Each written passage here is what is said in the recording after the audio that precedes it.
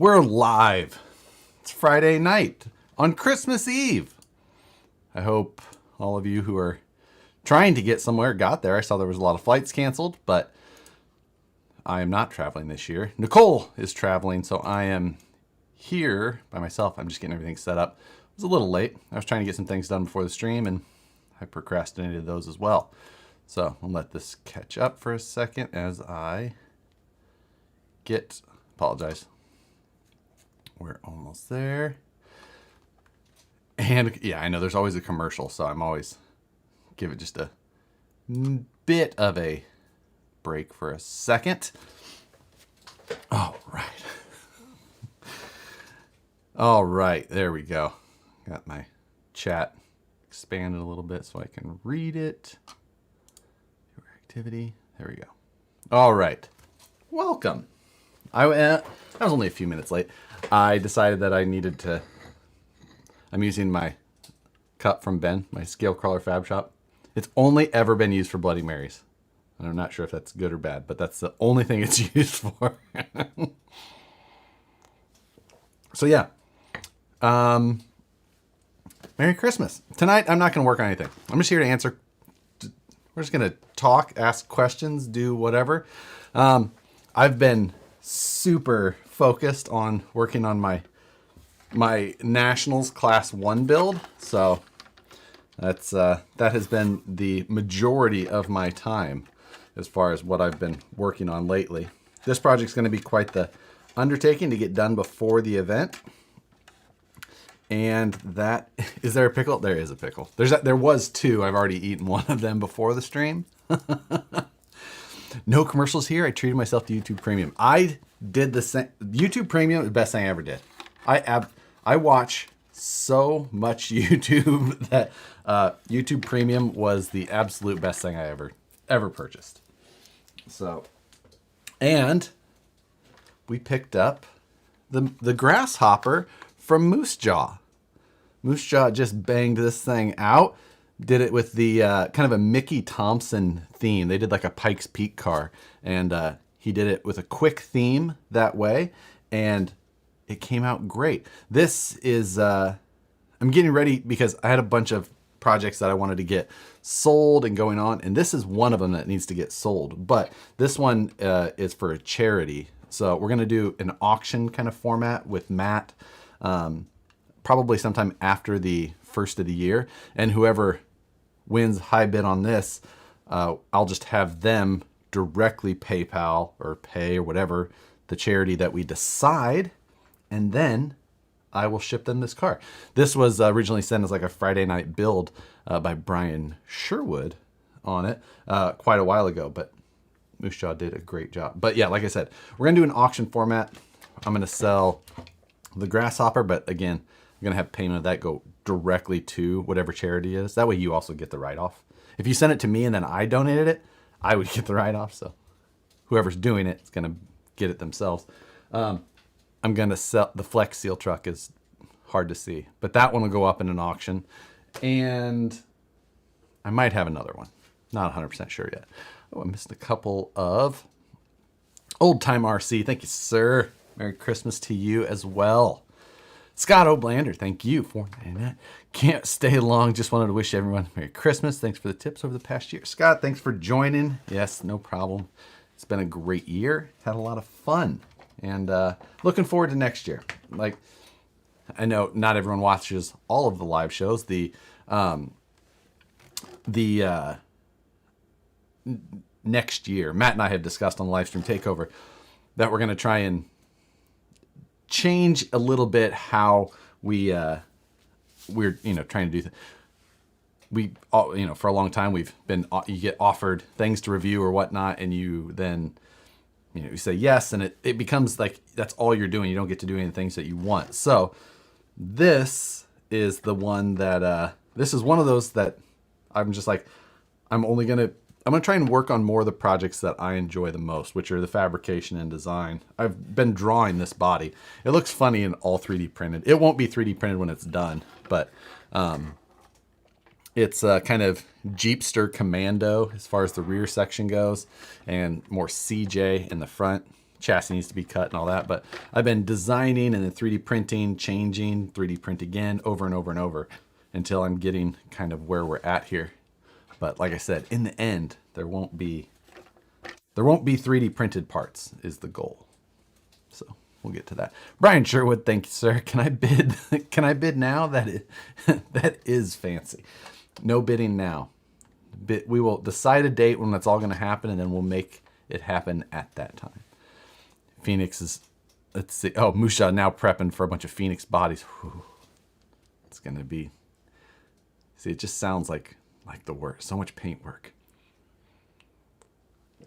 Gunnar Nissen, thank you, sir. Merry Christmas, everyone. 30 hours left for the 15% off. There's a Moose Job 1521. Sunday for someone's full refund. There you go. Man, it is a busy stream already. I did not expect much tonight just because it is Christmas Eve, and I assume that a lot of people will be out doing their family things and obligations, whatnot. Open till 10. Thank you. Merry Christmas, Josh. You and Matt got me back into RC, gave my daughter and I something to bond over. Hey, that's awesome. That's, I mean, I'm obviously biased, but there's no hobby that I've enjoyed more than RC. And it's so diverse. You can do anything. So many genres. It's the best. Going to hinge the windshield for a functional item? Possibly, but possibly not. I've designed the cage already. So the windshield I will probably have fastened to the cage. Like, I guess I could have it hinged, but then still like fix it to there for the most part. I haven't decided yet. I probably have, the tailgate is a separate portion of this. And that I might set up to be kind of a, opening or removable functional thing. So I don't know. Can you get functional? The hood should open. The tailgate should.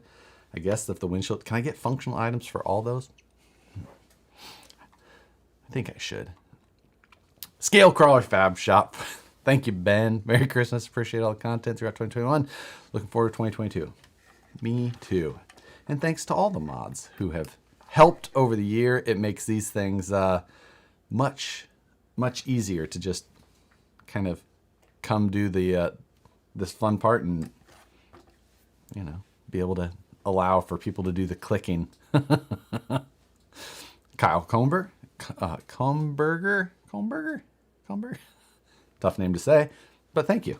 No question. Yes. All right. Like I said, I'm going to try and read. I'll cherry pick the questions as when's the next run of Phoenixes coming in? Shortly after the first of the year. So that's, it sucks that they didn't make it before Christmas. That was the plan, or the hope, the plan would have been to be much sooner, but just didn't work out that way. Fabricating is the most fun about this hobby. Yeah, that for me, it definitely, the design and fabrication stuff. This truck, like I said, it'll be my class 1. It's got Phoenix F10 axles underneath of it. It's got a standard VFD, so not the twin, just keeping weight down as much as possible. And, just kind of going from there. Little things, lots of little things to try and sort out, but I've done a lot of it in the computer, which has helped and made things much more accurate, not as much guesswork. I've got my fender flares on there right now. These are 3D printed, but the final ones, I'm going to try something also new. I'm going to mold these out of a flexible resin, basically. So like a super rubbery resin, and that way I can have rubber flexible fender flares, but still get the tire coverage that I need. There you go. Buck Dandy, thank you, sir. Merry Christmas to you guys. Call you later. Appreciated. Let's see. Paul's 1816. Thanks, man. Happy Christmas, Merry New Year, everyone. Watch you and Matt Wednesday as me and my partner drove from San Diego to Texas. Now, after we pack and visit her family, we'll be making that drive back here. The drive depends on where you're going in Texas, because that could be like a not so bad drive, just driving across, New Mexico, Arizona. But then the length of Texas, depending on where you're going, is ridiculous. Man, that can be a long drive. But Nicole and I are looking forward to some road trips, I think, soon too. Sean S, thanks. This is all the family I need for Christmas. Thanks for the great videos, tips. Looking forward to 2022. Thanks for checking in, man. Hopefully, we got a good crowd tonight. Way more crowd than I expected, honestly. I was thinking we'd have a third of what we normally do. Happy Christmas. Thanks to all you giving us. Daniel Curtis, I appreciate it. And I don't think we'll just be saying Merry Christmas all night, but everyone who jumped in right away, it's been great. Much appreciated. So yeah, let's see. What else do we talk about? I'm excited that this is ready. I'm looking forward to wrapping up. Oh, another piece of good news. Well, that's the thing, like with giveaway, the 50-60K giveaway, the winner, the second winner responded. He has claimed it. He was even starting to make me worry though, because it took him like, I don't know, it had to be getting close to a week after the first email. And I was like, I'm going to send him another email, but after that, like, we're going to have to get, but he responded. So that video will get wrapped up and then it can go to him. You know, obviously it only goes to one person. That's the whole thing with the giveaway. But, was it Cody? I think, I can't remember his name exactly, but I think it's like toxic_crawlers on Instagram. And, he's out of Vegas. So that truck will be going to him. Let's see, Josh, more STL vids in 2020. Should we do an STL Sunday this Sunday? I wonder if that's going to be like a dead day or not. Or I wonder if I should lead it more and put a little bit of info out like beforehand. I don't know. Might be worth it. So, yes. What do we got here? You have made a mistake. The winner wasn't me. I know, right?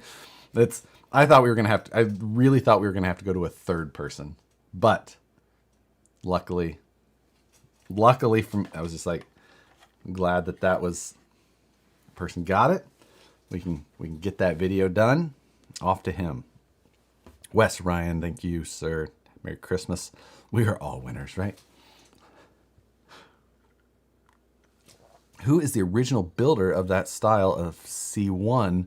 There was a lot at Nationals this year. I think I know. I think the one that you're talking about is like a flat fender metal Jeep body. And I think that one is Roman Bivens. This is like more CJ style. I don't know. I haven't seen many that look anything like this, but the ones that were flat fender that you saw, Roman, that's Roman. Yeah, he doesn't really have a page or anything, but he posts on Facebook a lot. So, will a VFD and skid work in a Phoenix? A regular VFD, yes, it would bolt right in. You would have to change the skid to a normal VFD, but if you wanted to put like the VFD twin and something else and just transplant it, yeah, it'd be a direct drop in.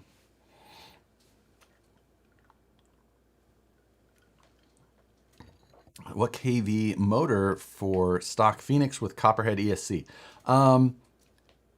2300 to 2700 or 1850 to 2700, depending on if you're like a real slow technical guy, go towards the lower end. If you like a little bit of wheel speed, go more towards that upper end. So it's just kind of, if you feel like you're somewhere in the middle, you know, go to that 2200, 2300 range. So how many Lloyd bodies in 2022?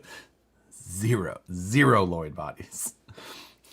Hey, Tyler Durden checking in. I just watched Fight Club tonight. So I really only watch movies that I've seen before. I don't know why. It's what I do. I watch the same movies, or 50 different movies just over and over. But wasn't the Proline dually a disappointment? I was really hoping for a crew cut. Honestly, no matter what, it was going to be kind of a disappointment to me because I just don't. It's not something that I can see building a trail truck around. But that's the thing. It's, up to anyone. It's finding, I don't know what, the total preference for that would be. Whoa, we do not talk about that club. That was one of the memes back then. I was like, I was late to my first meeting, but really liking this whole Fight Club thing.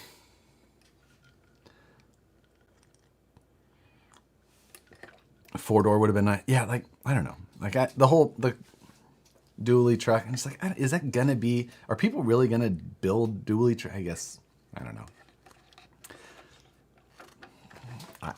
It's not an area that I think I say, well, what I would have rather seen, because it's just not, I'm not a big fan of, that type of truck on this, I'm normally looking after performance or things like that. And those trucks are just not that. I thought we were going to watch Die Hard as a family tonight. Yeah. You know what? I should watch Die Hard tonight after the stream.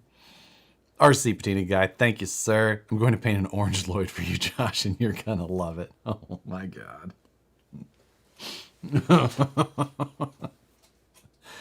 Josh, are you working on a CN tonight? You know what? I'm not. I'm not going to work on anything specifically. We're just going to BS, answer some questions, and hang out a little bit just because it's Christmas Eve, and I've been working on this thing all day as far as CAD work, and my... We're going to talk about this truck right now just because this is my current obsession. So for nationals, I don't know if any of you guys are familiar with, SORCA rules, class 1, class 2, class 3. Class 1 is supposed to be kind of more of a truck you drive to the trail. And that's what this one is going to be for me. Crawler Baller, 49.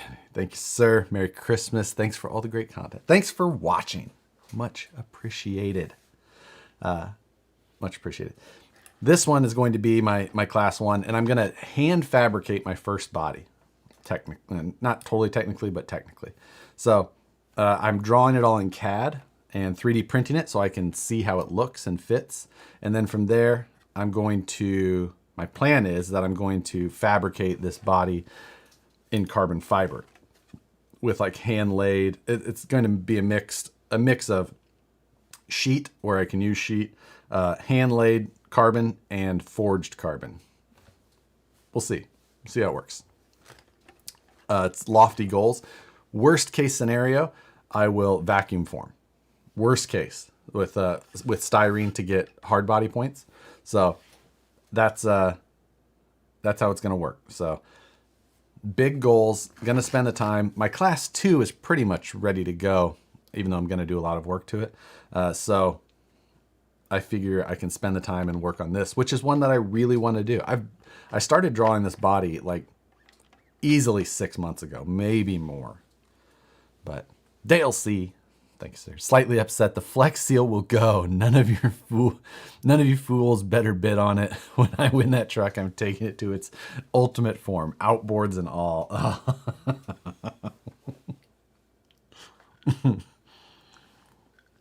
Yeah, the Flex Seal, as iconic as that live video was, I'm not gonna. What am I gonna do with it? I just. And Brent Hevner, thank you for joining. Thank you for donating. Much appreciated. Josh, maybe opposed to STL Sunday, you could learn STL Sunday and teach from simple steps how to use CAD and go from 2D to 3D to print, focusing on how to actually use the software more than design.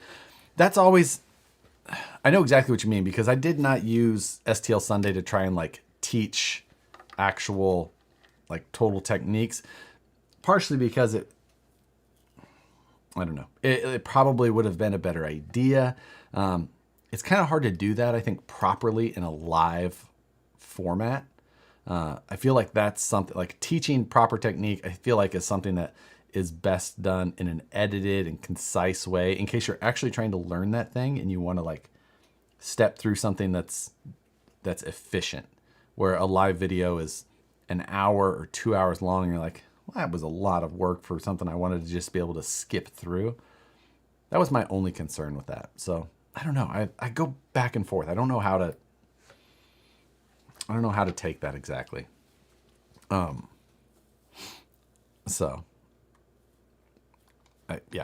definitely, it's one of those things like I'm open to suggestions. I just don't know what the best route really is going to be. Blind Guy RC, thank you, sir. Hey, man, Merry Christmas. Hope you and Nicole, you and your family's amazing Christmas also. That build is awesome. The body looks damn good. Thank you, and Merry Christmas to your new, family as well. Your expanding family. Josh, I still want to watch you design tube work in CAD. I did like one night of tube work before, but I know that one is probably one of the more complicated things to to do, especially kind of a pain in the butt. But I mean, it's I so enjoyed STL Sunday. Like personally, it just never got any actual momentum, and it takes to do a live stream. Like even if it's only an hour or 2 hours, like it takes a chunk of a day because you're not doing whatever. You got to do a little bit of prep beforehand. So you have at least an hour and a half beforehand. You do it, then get it all shut back down and go back to work. Like you waste 3, 4, 5 hours of a day to do a live stream. So, it's a tough one.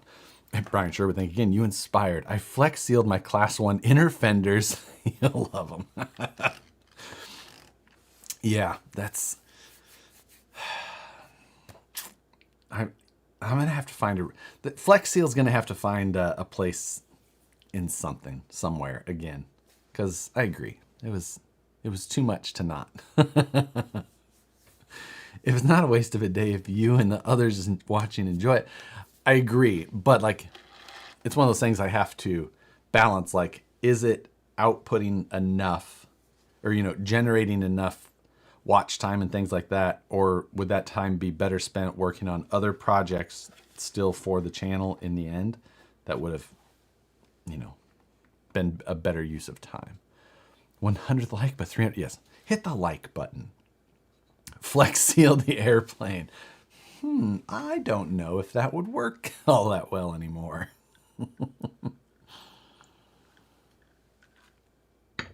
So yeah, but it may happen still. Josh, you are correct. It will become the Flex Seal Toy Boda. It will be awesome. We'll get that. Matt and I will decide which ones we're going to auction off and go. Like I said, for sure, the Grasshopper, that moose jaw painted up. For sure, the Flex Seal. And I'm thinking, I don't know, I might auction off the Power Wagon, but I'm not dead set on it. So, not sure if there's anything else yet or not, but we'll see. We'll see. No 3-wheel RCs will hit the auction block. I totally agree. Flex seal the sidewalls of tires for added traction. I mounted up these. What are these? KM3s? Yeah, KM3s. The Proline KM3s, and I mounted them onto a set of Vanquish Enduros. These haven't been made in a long time, and I had a set from way back. And I actually really dig this combo. I used black scale hardware. Well, not on the lugs on this one because I ran out of those in my stash, but on the rear I did. And these things just look great on here. These were never a popular wheel though. They just did not sell. People didn't love the Enduros when we sold them. Of course, afterwards, then they want them, but.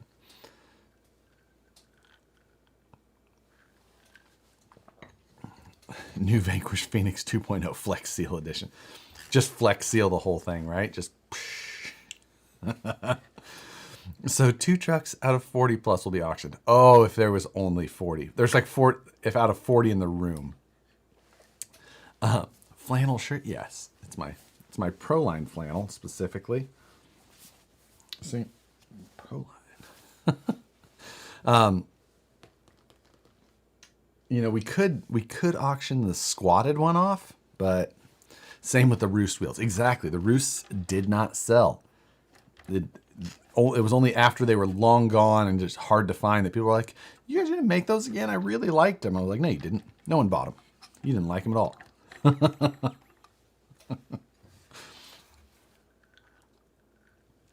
But the number of vehicles has been going down slightly. I did, well, I had two of these. I had two grasshoppers here because I had bought one to build, and then I hadn't got to it yet on a Friday night, and then all of a sudden, Brian Sherwood like sent one as like a mystery box, and I was just like, it was funny because I had one that was like in like just outside the door. So I took the one that I didn't build and I gave that to Moose Jaw, and I said, "You do something with this," and then gave him this one to paint, and he obviously did a great job. And then this one will leave. Tried to sell the squatted truck. No one will buy it. That's a good point. It's technically basically a perfectly good condition with every upgrade CEN makes. It's just, the front was lifted. Yeah. And the auction isn't starting yet, so no bids are accepted. $50 for the squatted truck. I mean, I think that one would definitely be a much more quiet auction. I don't know. We'll see. I think it'll just be fun. It'll be a fun stream for sure. Very not Sotheby's is definitely not the right analogy. It's yeah. I don't know. All right, what truck should we bring up here? Well, let's see. Let's grab that. We grab that Power Wagon I've been discussing slightly. Do I have anything else closer? Yeah. Actually, we've got my Class 2. Different Power Wagon than the other one, but this will be. I say that this is going to be the basis of my Class 2, but it may still get a major overhaul because I haven't decided whether or not it'll still keep this chassis, the Brazen Scale ATL, or if I'll update that to something different. Either way, it's probably going to get a different body. It needs to get a number of things that were just never done in time. I need to get a pair of rock sliders on it. I'd like to increase the front approach angle a little bit, maybe cut it back just a bit, and then suck the front bumper in, just help the approach angle a little bit more. Do some flatbed stuff. And I was planning to do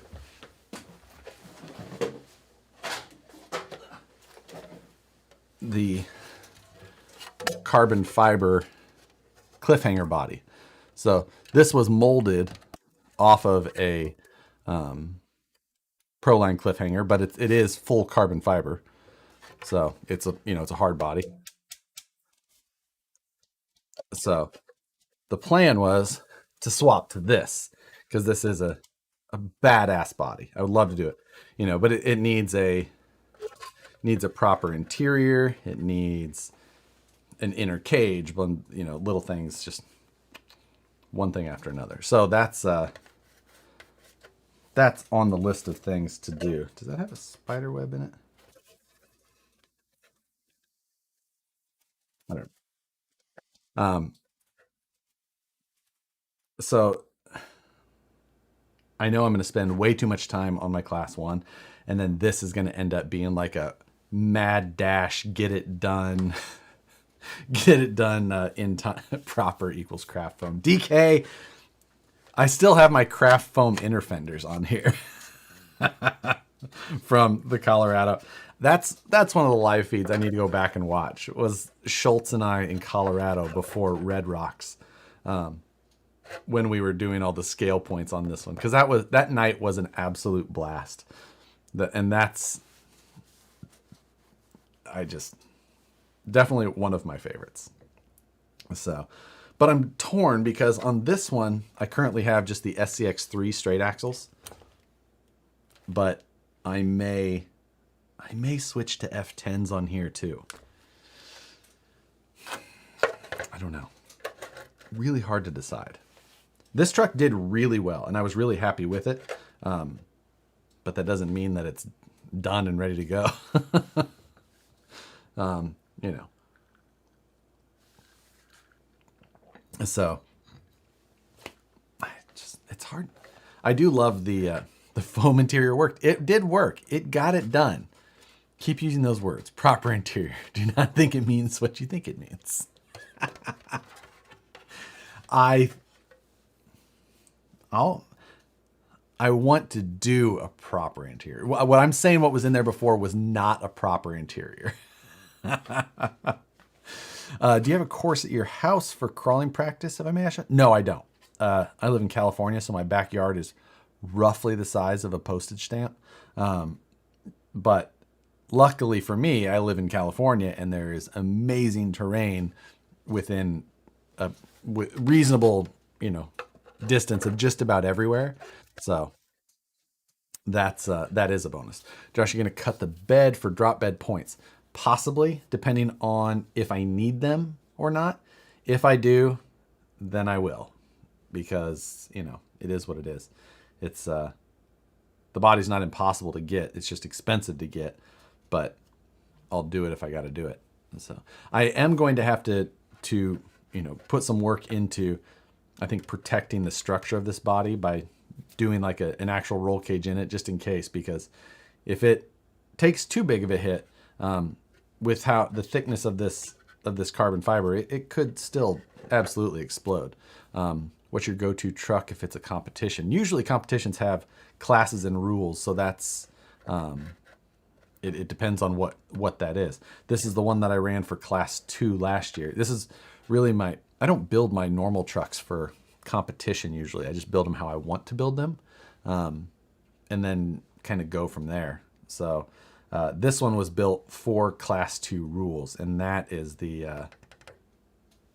that's the reason that I ran it in competition. So this one, I've got a Holmes SHV something.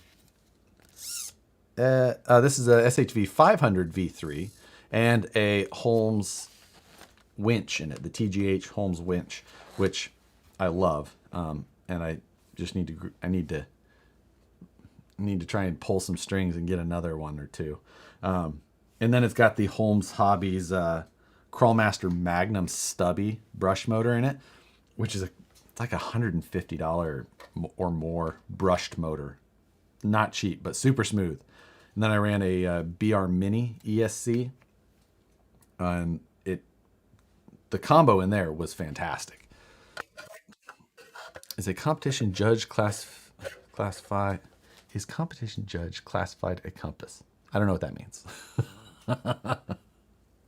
Dale C. Can this be a Wednesday topic? A list of excuses or responses to our wives after finding out how much we all spent during the charity RC auction.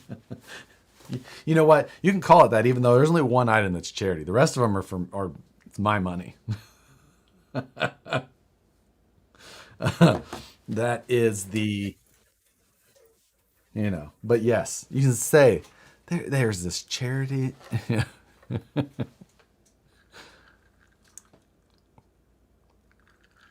It looks like a Jeep Commando from the late 60s or 70s. Oh, you must be a little bit behind, Dave Day. Because yes, that is supposed to look like a Jeep Commando. Because he's talking about this one with the rear. That shape, this tilted section here and then kind of diving down. It's supposed to look like a Commando. Same with the taillights, and then I didn't put Jeep, I put hard. I don't know what the tailgate will actually end up like, but still. Auction the Ripper. Not a chance. Not a chance.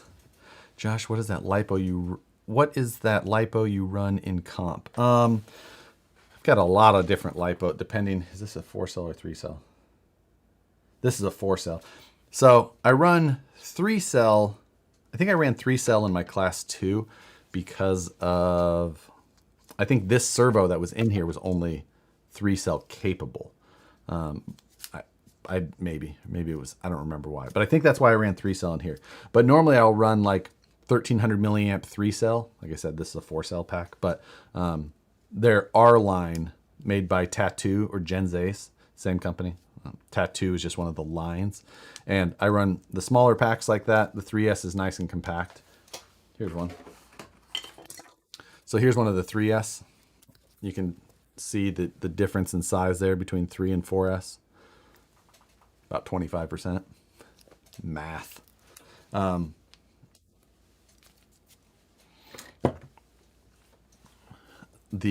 Josh tends to like a lot of S's, but not a lot of Ma. Yeah. And that's one thing. Most people think that S means like cell, like S-E-L-L or something like that, when S actually means series. It's 4 cells in series. So, topic for another time, but still. I'm waiting for Josh to say I went to 6S now. I would run 6S, but brush motors don't really love 4S and a lot. You just get really fast brush wear. And then right now the electronic, the servos and servo winches, they don't love 6S either. So we're going to stick with 4 until things catch up. Have you or anyone you know run a Holmes Hobby Polar 400? Got one in a parts buyout and was thinking of putting it in my C1. I have not personally. I think the Polar 400, I think a lot of, or some of the Sportsman guys were. And so I imagine that would be a pretty decent motor still. You got to keep things light, but if you keep an eye on that, it should be good. How can I get that body? You can buy one of these bodies at Corrupt Carbon Works. He imported them from the guy who I bought this direct from the maker in the Philippines. But Corrupt Carbon Works brought in a lot of them. Not a lot, but like a lot or a batch of them. To like $250. So they're not a cheap body, but thick enough to meet hard body points, all that. There you go. I've always wondered what name you chose. I've always wondered what made you choose Harley as your screen name on RCC to begin with, and now everything else. The only reason I'd use it now is because I used it then, and I decided to use it then because at the time I rode a Harley. It's just how internet screen names went, right?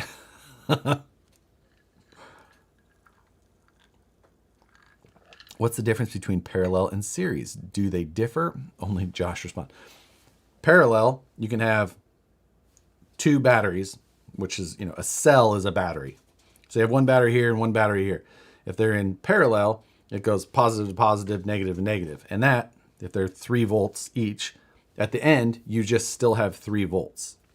And if each battery was 100 milliamps, you would have 200 milliamps at 3 volts.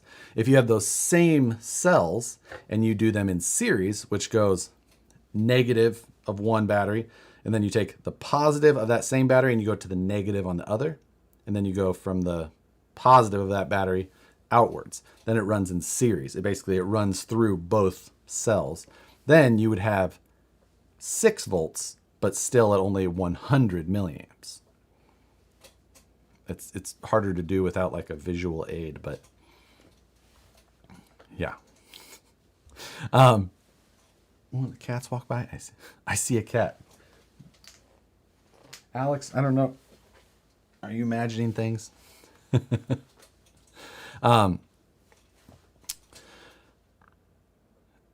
see. Video it didn't happen of what? Me riding a Harley? I don't know. Is that why you like orange too? That is unrelated. Orange didn't come until after I was in RC, and that was already the name that I used. But regardless. Good job. I approve of your answer. Aren't you a Sparky, Dale? Is that why you're trying to test me? Series, add the volts.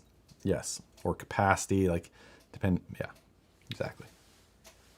Chief or Sookie just poked their head in and took right off. I said it. So sometimes, obviously, those cats can be annoying assholes. So Nicole got a squirt bottle to think that she could deter them. And it turns out Chief just loves the squirt bottle. So if you try and spray him, he's just happy, and then he runs over and he wants to drink out of it. 2 bodies glued together count as a hard body. Possibly. You'd have to do a pretty good job at trying to get everything together. It's a possibility, though. Who else wants to see the hall outside the room? You would be lucky. I would be lucky there, because that didn't end up just outside of the room. A lot of it got taken to the garage. This room improved. Then it went back downhill a little bit. It's better than it was still, but not great. If you moved out of California, would you ever ride a bike again? Very possibly. A much higher likelihood than me ever riding a motorcycle again while living in California, because California is crazy town to ride a motorcycle.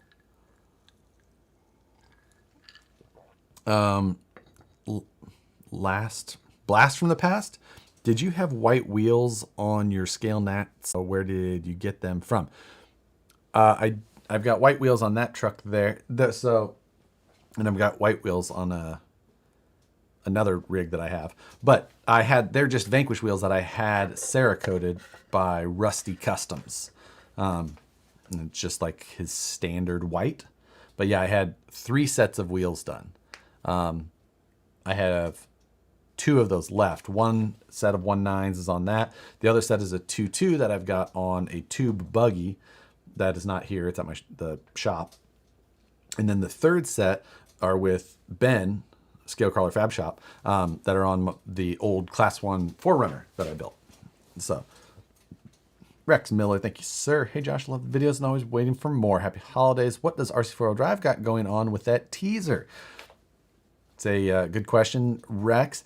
If you didn't see, RC4L Drive put out like a quick teaser on social media and YouTube. And what I can see in the video there, it looks like a different but very similar Toyota hard body.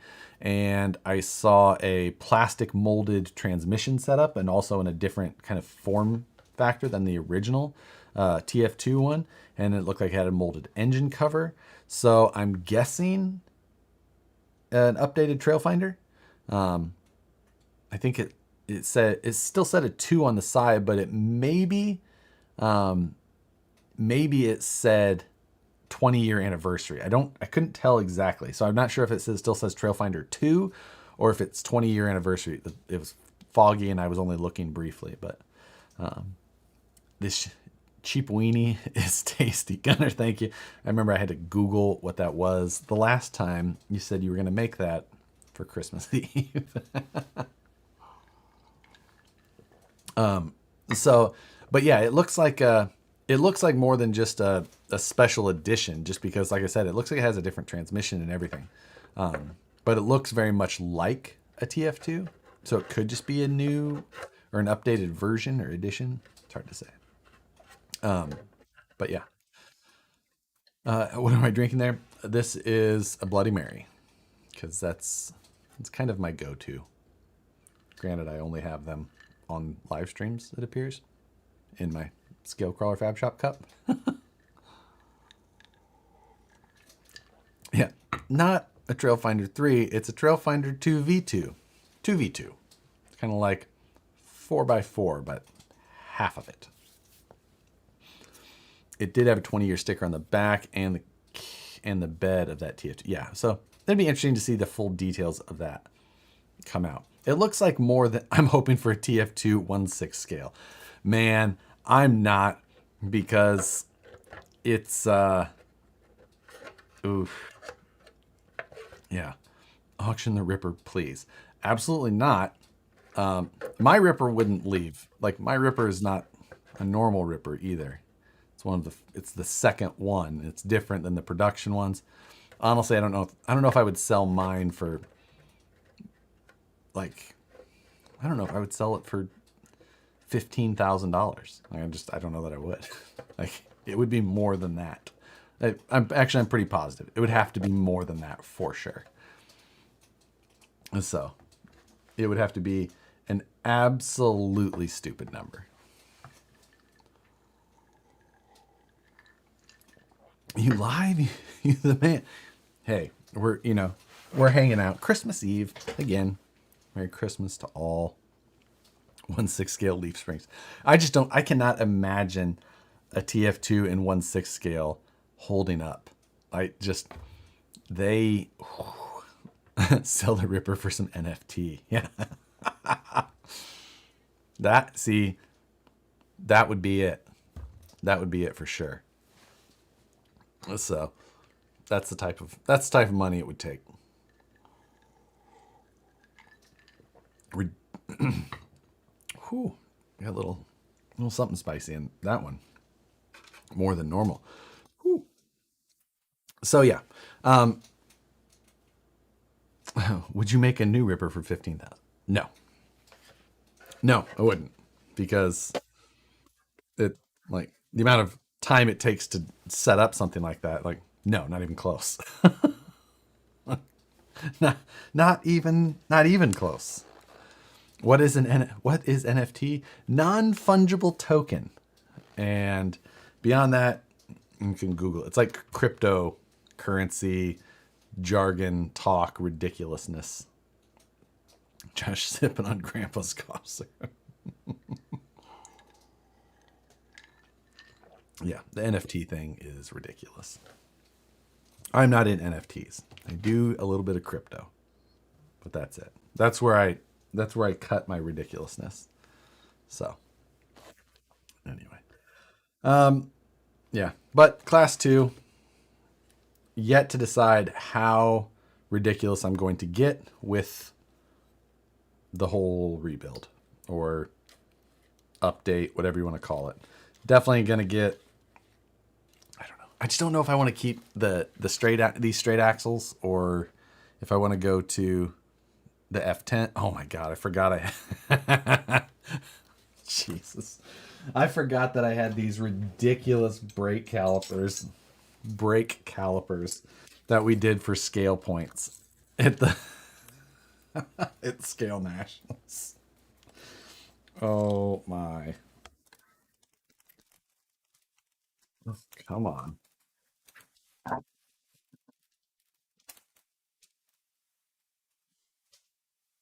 Let's see. That is a craft foam brake caliper in there. Yes, yes it is. I let's see. I sold some Baja 5B parts from 2012 for about $15 in bitcoins at the time, thinking it was worth just over 50 cents. Oh my god.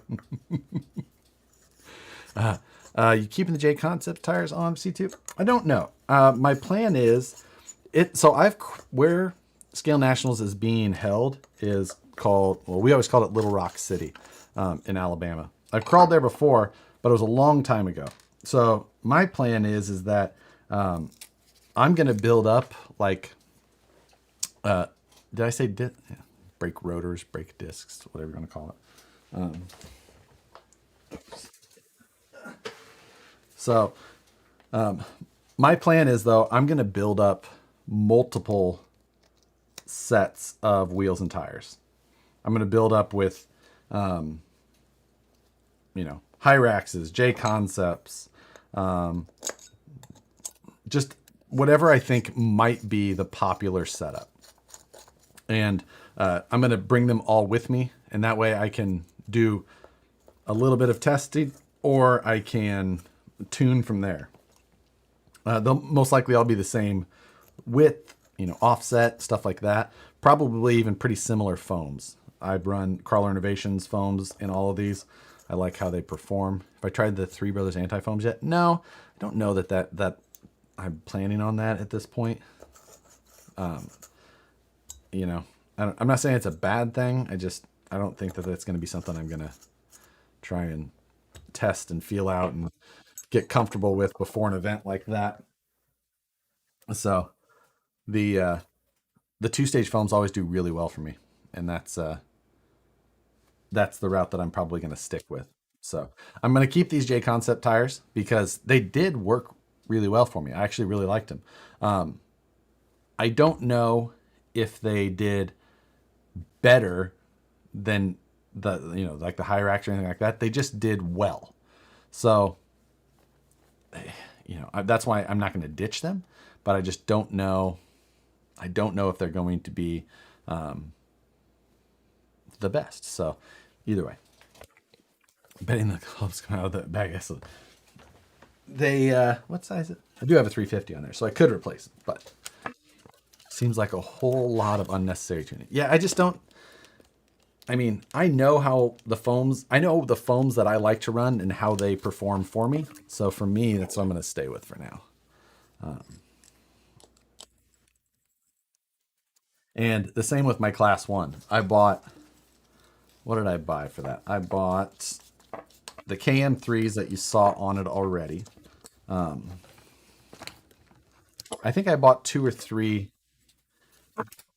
different types of class 1 tires that were in stock at the time. No.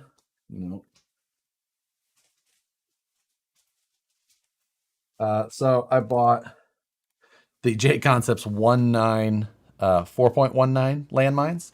So same tires as these, but in a 4.19. And these I think look really good.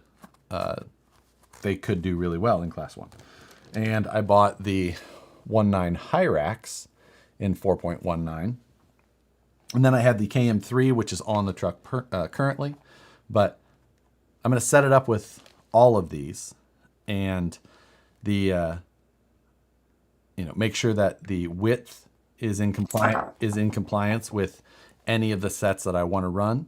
And you know, then I can just, wherever I take it or wherever it is, I can check that those tires are going to do well. Sometimes tires just do not do as well on one type of rock as you're used to them doing. So it's important, especially if you're going to travel, you know, that's probably easily 3,000 miles away from where I am currently. So having a proper setup, or, you know, having everything that I need to give myself the best shot. Do I really? I've got different hubs on the left and right. What the? I must have been out of a certain hub size or something. That's ridiculous. This is a 600 or a 475, and that was a 350. What the hell was I doing? I have to go back and watch that live stream. I can't imagine I would have been out of 350s. I had a huge bag of 350 hubs. Like, what the? Weird. What? They call that stagger, I guess, but I don't know. Like, I don't know how that happened. But you cut me a carbon fiber frame like that, Josh. I mean, you could just buy the one from Brett and save me a lot of hassle. You know, this one is straight from Brazen Scale, Jesse. I'm not going to put that back on.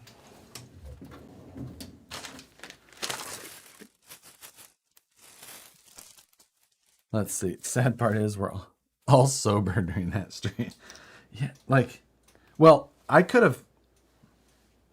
I don't know when that would have happened. Like, I guess technically that could have got swapped during the live one in Colorado, but I don't remember.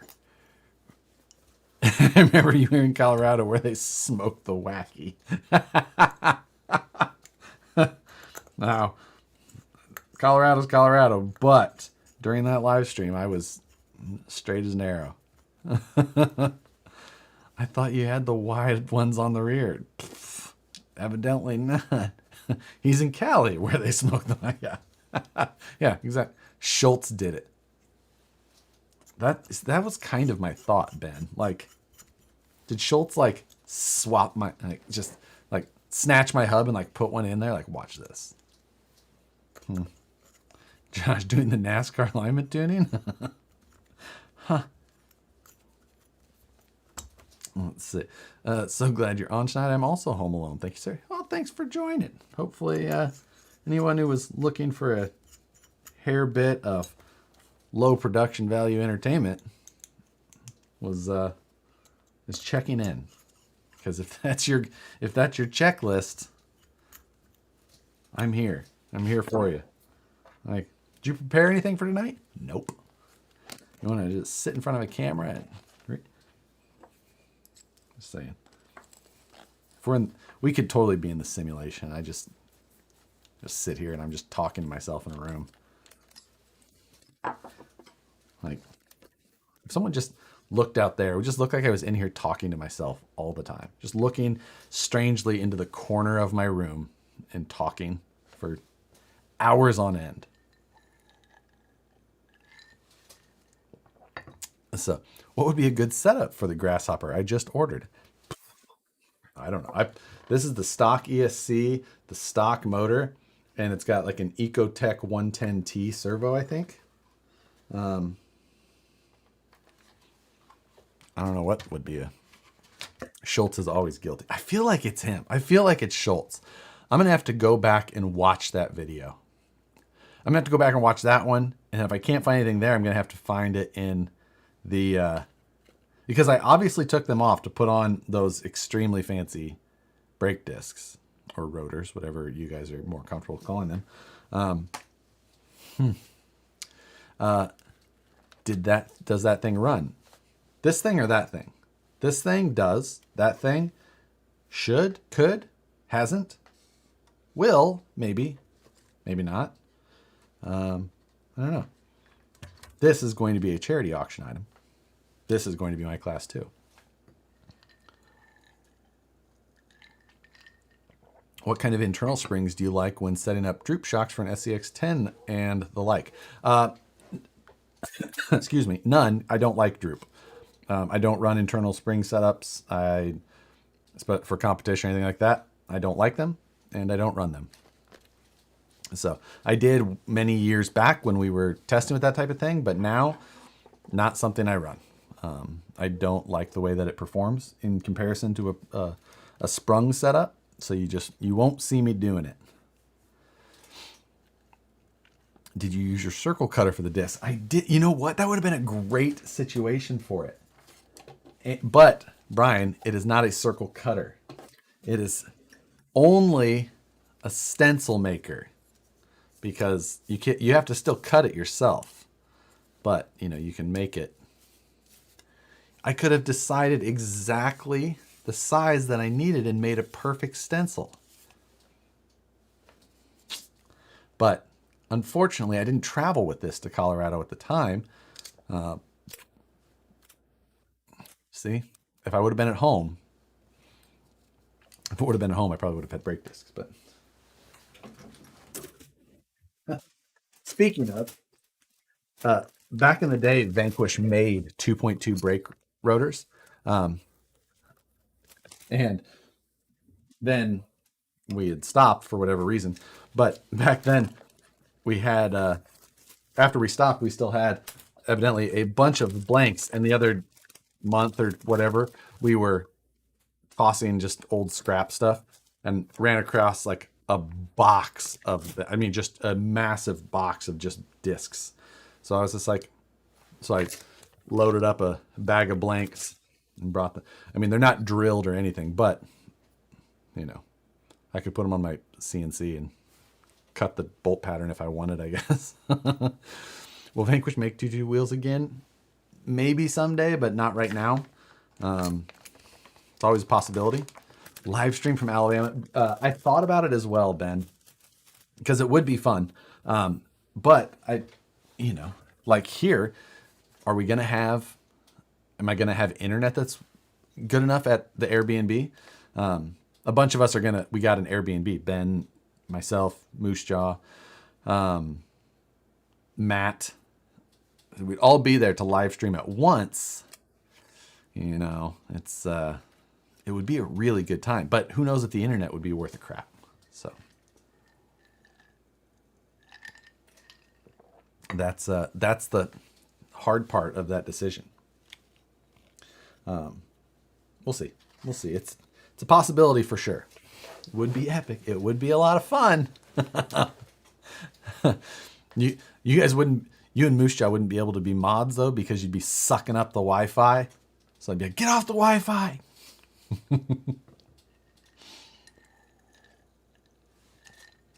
What rig is this? This was the one that I built. What did I build it? Early last year. I was building it. I can't remember what the very first event was I was building it for. It was a local comp, I think. But I built it in a night, basically. It's a brazen scale ATL chassis, Vanquish VFD, SCX3 straight axles, some SCX2 and custom links. It's got a Holmes motor, Holmes ESC, Holmes servo, Holmes winch, Futaba radio, Vanquish wheels, and it ran with a Power Wagon body previously. Could you use those as general spacers for the TRX 6000? Anywhere that has a spacer or bolt connection, use one of those two blanks. I mean, you could, but come on.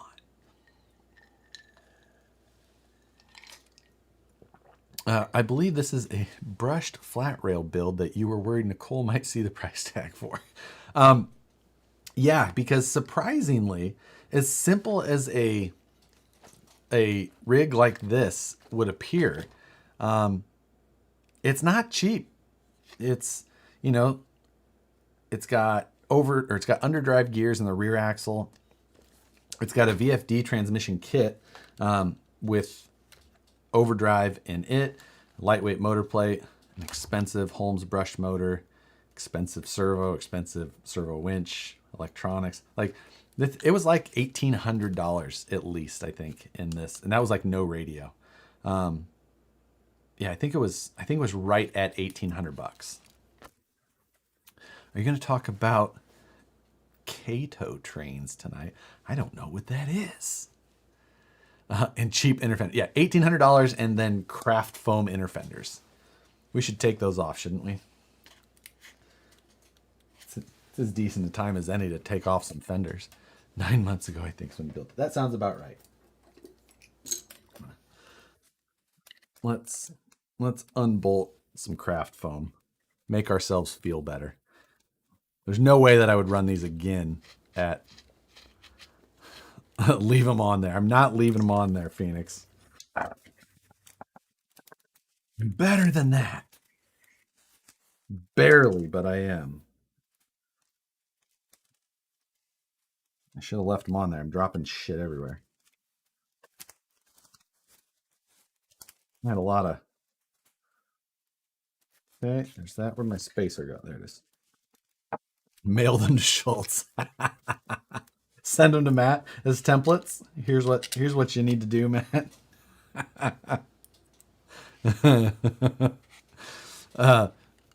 That price just dropped $1,000. I know, incomplete, no inner fenders.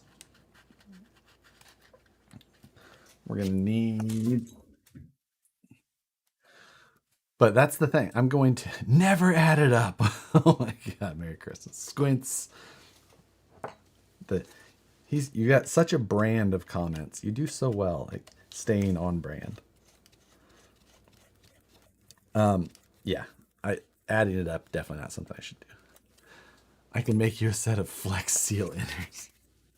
You see, part of what I want to do is I want to do things better. I want to design up something or whatever I have to do so that I can, you know, vacuum form or do things like that. Things that I have the ability to do to build better now, you know. It's just, granted, this one was done in after, you know, an evening, so things just didn't get done in a great way. Tupperware inners. Hey, those Tupperware inners can actually look good. And, you know, a nice plastic, you trim them up right and they look right. The Colorado Stream was my favorite one. I'm actually moving from Minnesota to Arvada, Colorado soon. I'm going to be living like 3 months from crawl space. Super excited. That's awesome because that's a fun, oh, God. I loosened a screw and then like this thing fell out of it and it looked like, I thought it was something crawling out. Whew, heart jumped a little bit. Like, what the? All right, now. Always glad when that happens live. I don't know what I was saying. Something about Colorado and being awesome to crawl in. Pants browned. There you go. There's my quality inner fender work.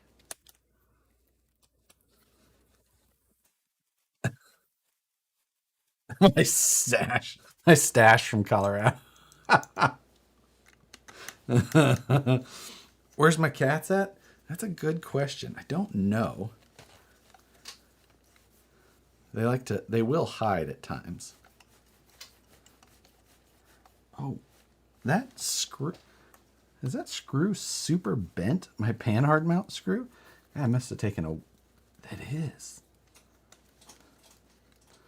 This was one of the screws holding the panhard in. I was just tightening it back. Dang. This was the screw holding the panhard mount in. You can actually see the bend in there. Wow. I'm actually legitimately surprised it bent that screw like that.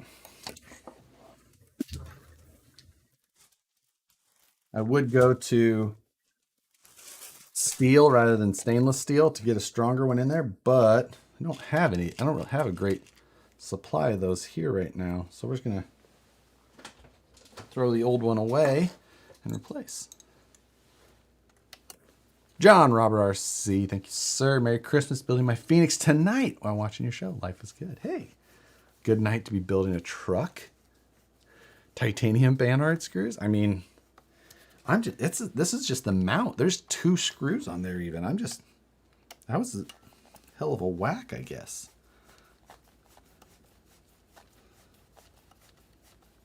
Seems like that could. If the screw, I'm going to back out the other one. Oh, the other one's bent too. I guess the panhard does see a decent. Oh, I think that was worse.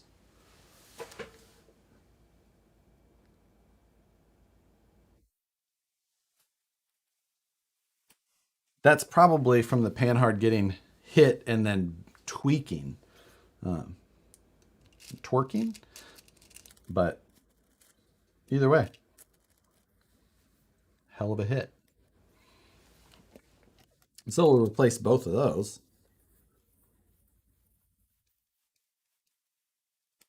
Yeah.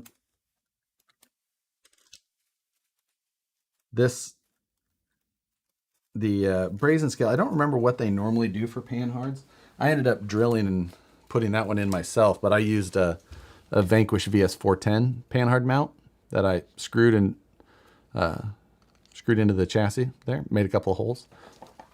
Worked really well, clears everything quite nicely. I think the brazen scale one is 3D printed, if I'm not mistaken. Had to step away to eat. Let the multi-day food coma begin. Yeah. Schultz put those in too. Operation Sabotage. Man, I'm looking forward to getting down and competing again. I do love competition. Brazen Scale makes their own formed metal. That is right. I do actually remember. I think Brett sent me a link to that. I think at the time I built this, it was a 3D printed option. Hey, Josh, if you had to make a comp crawler with a 12.3 wheelbase, if you had to make a comp crawler with a wheelbase shorter than 12 inches or longer than 13, which would you choose? Great question. I think it would mainly depend on what tire size I was going to use. If I was going like class 2, 475 tire, I'd go to 13 rather than shorter. But if it was class 1, I would go 12 inch rather than 13. It would fully be dependent on tire size, for sure. Who's Schultz? Charlie Brown? No, John Schultz, friend of mine who works for Associated or Element, and been a friend of mine. We competed, we hung out in Colorado. We hung out at most of the events, but hung out in Colorado, and the night before the Rocas Rojo event, we went to the crawl space, and Akaika, the owner there of the crawl space in Colorado, he hosted us, and we did a live stream from there where we tried to add scale points to our class 2s because neither of us had anything for scale points. I think I was at like 21, and we ended up doing enough to get us to a point where we arguably had our full scale point ability at 60 points or 50 points, 60. I think it's 50. I don't remember. Whatever it is, we had all of them, all the points. So,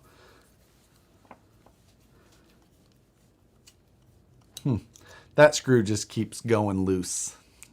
That one doesn't exactly tighten up all the way. That screen was great. 50 for C2. Okay, that's what I thought. That screw just keeps spinning as well. Looks like we have some helicoiling. Helicoiling? That's a hard word to say. I need to install helicoils on a couple of those braces. If I keep that brace, or if I don't, I need to do something different completely. Good night, everyone. Thanks for joining Paul's 1816. So, this screw does not give me happy feelings. Man, spice on that. Every once in a while, it gets you all the way in the back of the throat.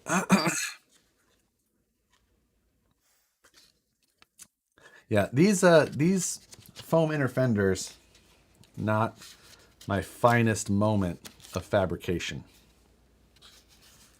But they technically got the job done. We're going to throw those away. We're not going to keep those around. We did take the foam interior that was in this, and I cut it up into a little strip, and then I rolled it into a bedroll, and then put it into the dumpster where it still resides. Armageddon Bloody Mike. That's a good idea, Mike J. That's a terrible idea, actually, but it's a good idea still. Should auction those as well. No. Those will die in the shame pot.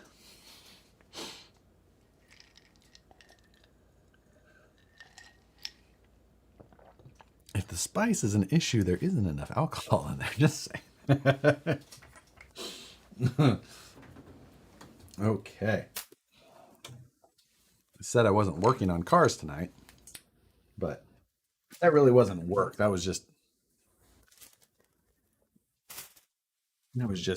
pulling some stuff off. Put some of our tools back though. So let's see.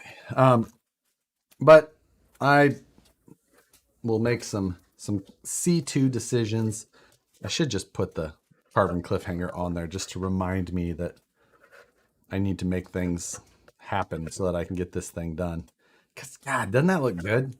Even the orange wheels with that carbon body, like, looks so sick. Oh, man, that just looks good. I love it. This is why I want to do this. The C1 needs to be carbon as well. Now it won't be one piece carbon like that. It'll be multi piece, just because this was done in a way that allowed for a one piece design to be made, just because it was molded off of a Lexan body. But since mine will have a interior in full and all that, it's just not as feasible. So that's why I'm doing multi-piece, and I think it'll give me a better shot at doing it the best way possible, just because I have almost no experience in getting carbon fiber done well. So I'm going to make mistakes. I'm going to improve, and that way I can improve in little sections. And if things are real bad, I can go redo that and come back. So, or come back and redo it, whatnot. So yeah. But yeah, someone just asked if it is a brazen scale. Yes, that is. Brazen scale ATL. The one that I ran for a decent amount of last year. I ran it at Scale Nationals in Vegas. I ran it in Rocas Rojo in Colorado. But yeah. If you want to get the carbon fiber body, you can get it from, you can buy one from Corrupt Carbon Works that he imported like 10 or 12 or something like that of them. They're about $250 or $280. So be prepared for a bit of a hit when you get them.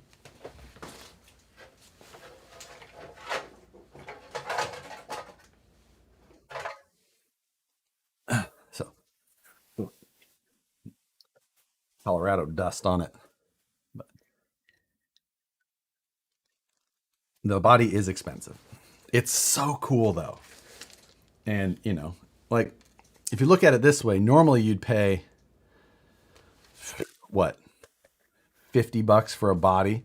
What? This is the weirdest spammer ever. What the? Wow, that's weird.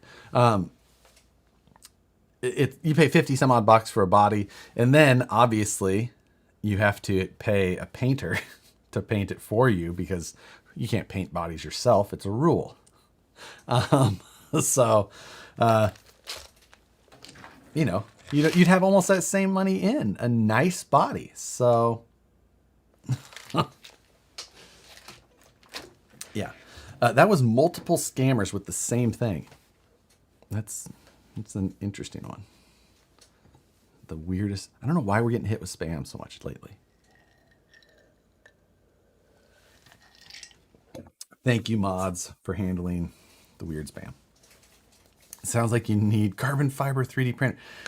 Yeah, but it never looks. There's a third one. Ooh, there you go. Quick on that one. A third spam, different. This is going to be annoying. Thank you, guys. The carbon print, like, it doesn't give you the good look that, you know, the real carbon fiber does. So that's my real hope. And the C1, it's going to be tough, but I'm looking forward to it. Let's see what else we got here. That's not spam. You answered a previous live stream question about using a PCB bit for milling carbon fiber. Can you talk for a second about holding down the carbon fiber sheets while cutting?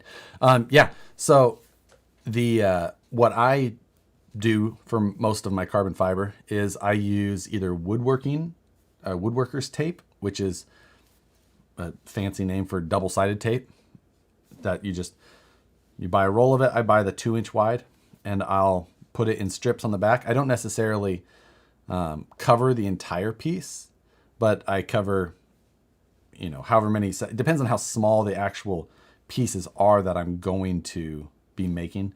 If they're real small, then you do need to cover it more fully. Otherwise, you know, you can come to a piece and it won't be supported enough and it'll fall off. So I'll use that. Or if it's real intricate stuff, then I'll do blue painter's tape down on the bed of my CNC and blue painter's tape on the back side of the carbon fiber. And then I'll take regular CA glue and I'll put it down on the CNC bed. And, you know, get enough of it on there. You don't have to cover it, but you get enough of it down to kind of get everywhere. And then I'll take and I'll spray accelerator onto the back side of the sheet, carbon fiber sheet, get it all the way down and just push it down and it'll bond right away. You're basically making your own double-sided tape. But it's got a pretty strong hold. It works pretty well. But for the most part, I just use the woodworker's tape now. It's cheap enough for how much carbon fiber work I do. And that's the route. Neither of those methods are methods that I came up with. They're just methods that I saw mainly woodworkers do on YouTube. So what worked for them is what has worked for me, and I didn't reinvent anything. I just researched enough to go that way. So when the mods delete the messages, sometimes they'll keep sending more messages that they don't go through, but I can see what they say, and they're the dumbest things ever. Tracy Quinton, thank you. $3, much appreciated. Merry Christmas. Spam during the holidays has been crazy lately. That's what I've seen during what I've seen during any lives, sadly. Oh, yeah.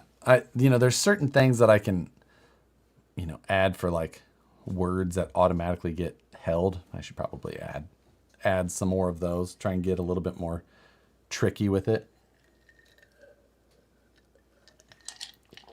Are all 12.3 link kits the same? Nope. Link kits are usually axle and skid plate dependent. So like SCX10-2 link kits, that usually because you don't know how far the link mount is from like the center line of the axle tube to where it actually bolts on. And then the same at the chassis, you don't know the length of the skid plate. Those can change, as well as the width of the mounts, because as the mounts narrow, you need a longer link because it's the triangle. So as it goes in, it has to be longer. So no, you need to buy specific link kits to specific axles and skid plates. So you can't, nothing's easy. And if it's not just a basic bolt-on, lots of times you're going to have to get custom and either make your own or find somebody who makes them for you, because that's how that goes.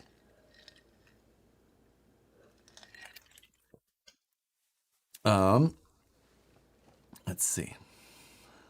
Matt, thanks for joining. Merry Christmas. It's, well, I don't, nowhere in the U.S. is it Christmas yet, but I'm sure one of you somewhere it's Christmas Day already. Usually is for somebody. Joe nailed the paint on that. He did. He did such a good job. Such a clean, simple paint job that turned out fantastic.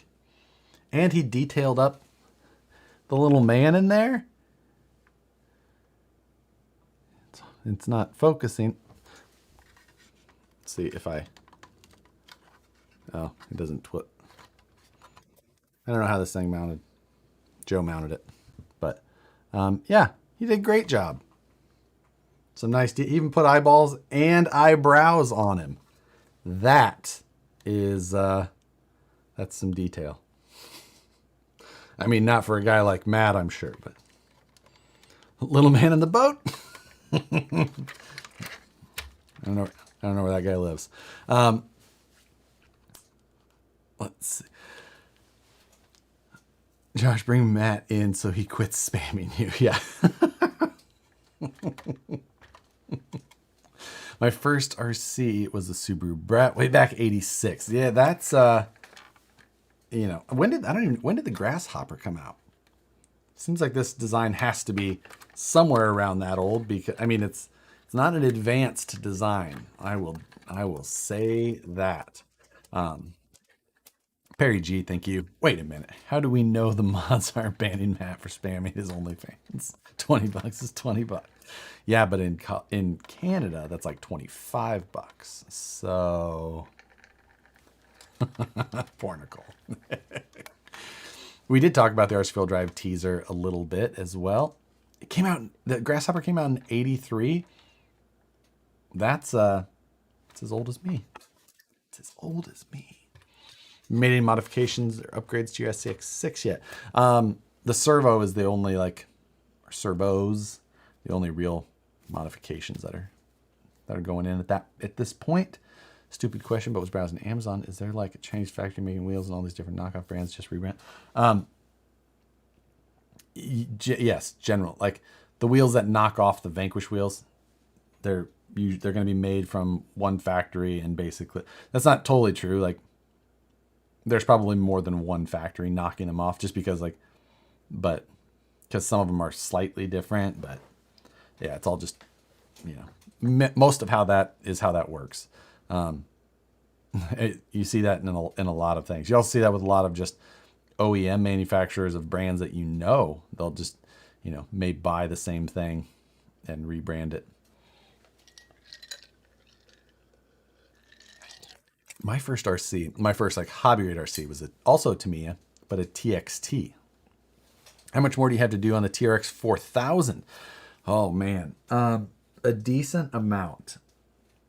Because trying to fit some of the things that I was hoping, it was becoming difficult, and I was having to do some. So there's a decent amount of work there. I hope that I can still get some of the things done that I wanted to without being like a absolute wild amount of like redesign and refabrication to get it done. I don't know yet. I may have to like just be like, whatever that plan was ridiculous. Let's go with something that's much easier and barely lighter. So that's the only problem. And then I'm just going to fill the whole body with concrete. Like, a lot of people asked about the shocks during that thing, and I don't know. I need to stay with about the same diameter, so it's definitely going to be a bit tricky to pick out exactly what direction I go. We'll see. Or maybe I don't put shocks on. I just drive around on fully compressed suspension all the time, which could end up being the route that it goes, because it's just too much. But I'd pick it up, but I don't want to. It's too heavy. Hold on a second. Yeah.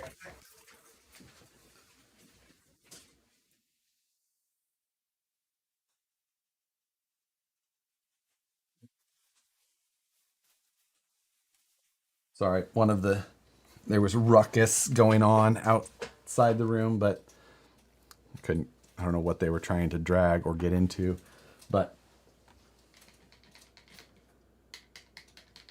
Chief is being a pain in the butt. Think he misses Nicole already? It's like I'm not a good substitute. Nicole calls, and I'll either have it on speakerphone or she'll be FaceTiming. And as soon as he hears her, he's right in here. Cat parkour. Let's see. We all miss Nicole. I know. She won't be back next week yet either. It'll be the following week when she gets back. But Traxxas Sledgehammer. I've heard of it. I don't even actually know what it is. I almost stomped on all of the parts for my C1 so far. This was the first body I printed as a test. And then this was the second version of the tub. And this was, I think, the second version of the rear. And I don't know where the other front section. There's a whole nother hood missing somewhere too. I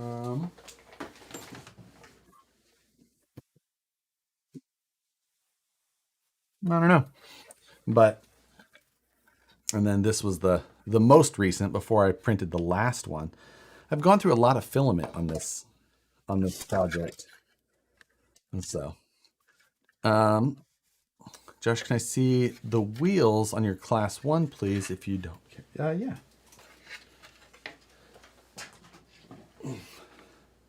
These were the KMC Enduros.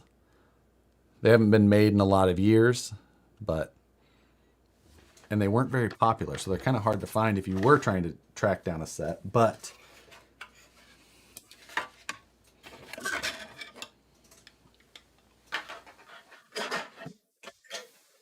let's see. Sookie should be the hood ornament, just a little.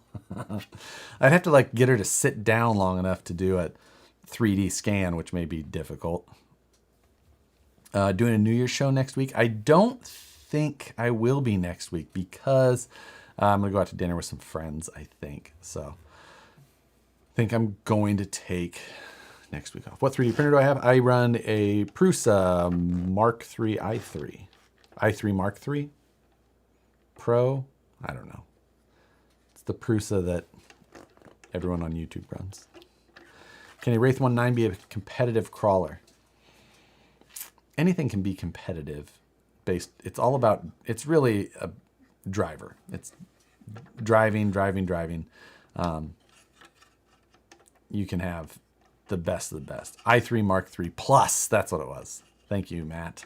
But the Wraith can do it. The big problem is, like, if you're talking about Sorka, is it's hard to get all the scale points you need, or to fit it in a class. It doesn't have frame rail. Well, actually, I think it has to go in class 3 because it doesn't have frame rails. There's some tough things about that. It doesn't fit in the rule set very well. But depending on what rule set you're running, then you can be, you know, that's the tough part about it. Sorry, I know this topic already passed, but if I use 10-3 straight axles, do I have to use 10-3 links? And if so, do I have to use 10-3 rails too? No, I mean, you can put axles under different things. It's all about, you know, then it depends on what chassis you're running. You probably can't use 10-3 links if you're trying to put it on not a 10-3 chassis. You know, that's the whole thing with axles and stuff. It depends on everything that you're using. The big thing is that you put the axles underneath of the vehicle and it's connecting the dots. On this one, you know, it mounts from here to here, but this mount is not the exact same place as a, you know, SCX3. It's a little bit different. So then I've got a different set of links on there, you know, or, you know, the spacing might be, if I was going to use TRX4 axles, the front upper link is going to be in a different spot. You know, it could be further inboard so that it makes my, you know, upper link in a different spot.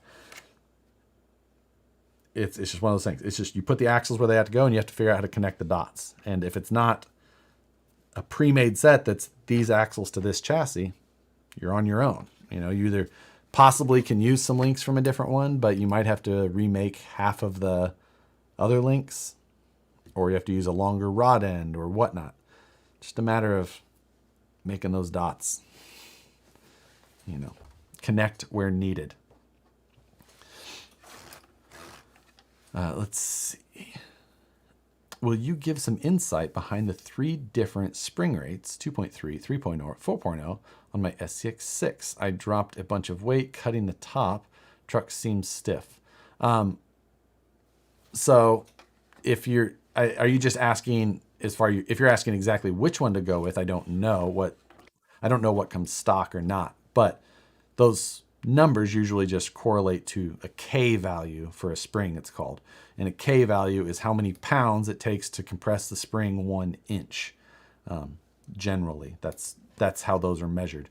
So it would take 2.3 pounds of force to compress that 1 inch. Now, that doesn't mean anything to most people, but if you're comparing, say a stock spring is 3.0, then it's like, well, 2.3 is, you know, 30% less. So it just gives you a bar to go off of. But I can't tell you exactly what I don't know what is stock versus what you need to go to. So that's where I can't give you any real info other than just a little bit of what I do know.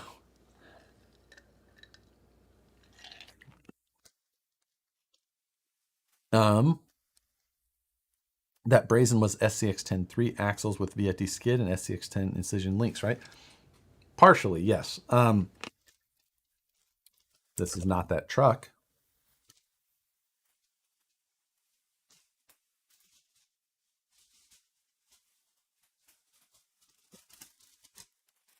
So this was the brazen chassis with SCX10 3 straight axles, yes. The rear link set does use Incision SCX10 2 links. The front, I think it uses stock SCX10 2 lower links, and I think my front upper is custom, and then my drag link and panhard are both custom as well. I don't know what they are. I can just tell that I used titanium links here, and obviously those don't come in the kit, so those came out of my parts bin, obviously. And then I've got an SCX10 3 drag link.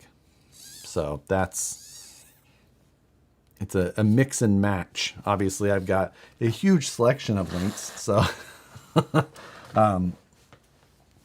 I would have to go back to the video to even see what I did, because I definitely can't recall how I made that all work.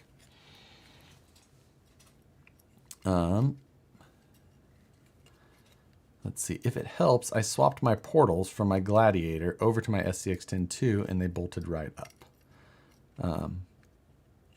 Portals from the Swap my portals for my gladiator. Oh, I see what you mean. I guess maybe they did, but there's some links that, like your panhard, should have been slightly different. Yeah, there's a few things there that I would, you know, maybe they would bolt up, but I don't know. It seems like the geometry would be slightly of an issue. I mean, I guess it depends on what you then change shocks to and all of that. What's the difference between 10-3 straight axles and the 10-2? The front upper link position on a 10-3 straight axle is offset. It's over here. And on a 10-2 setup, it's centered. There's 2 in the center. This one is not made for that. The panhard link position is also much different on an SCX 10-3 straight axle than it is an SCX 10-2. So, will there be a Phoenix axle set front and rear? Possibly one day. Right now, I can't tell you if and when. Also because I don't tell of new coming products until they're ready to come out. Let's see. There was another question that I missed as it went by. Gunner next weekend. Ooh, probably a possibility. I think that's doable. Go run Folsom. I want to take my capper back out and go run some more gates. Run some comp course style gates again. Keep my comp course practice routine going, because I need to keep my class 3 rear steer skills on an upward improving trajectory. Looked at my 2 trucks earlier. Front upper arms might be different because of the location of the upper link. Yeah, they should be different. But snow's starting to fall. Oh, Perry G's starting to snow up the hill. I heard that it was supposed to snow pretty good up there for like 4 or 5 days. What bumper is on that C2? This is a UC Fab bumper, and the Stinger used to be more straight, and it got bent organically by rocks, and then I welded on that little center hoop there as a fair lead. I just put a small piece of 1/8 inch in my bender and bent a 180, cut it off, put it on there, and just hit it with the TIG quick to zap that on there.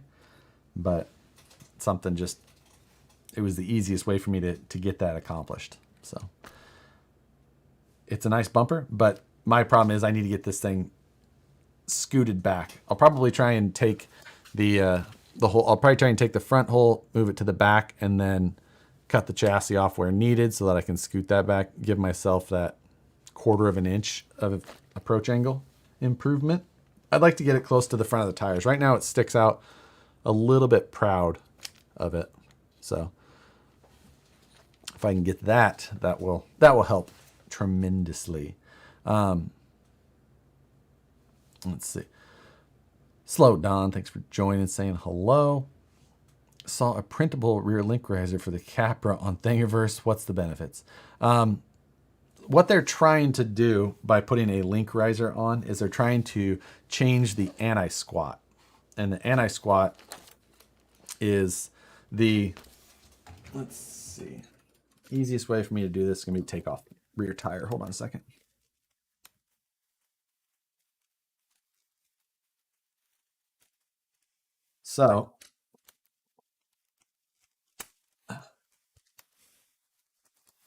So the links on your truck here, if you took these lines and you extended them out into infinity on both the uppers and lowers, there would be a point where those 2 lines will cross.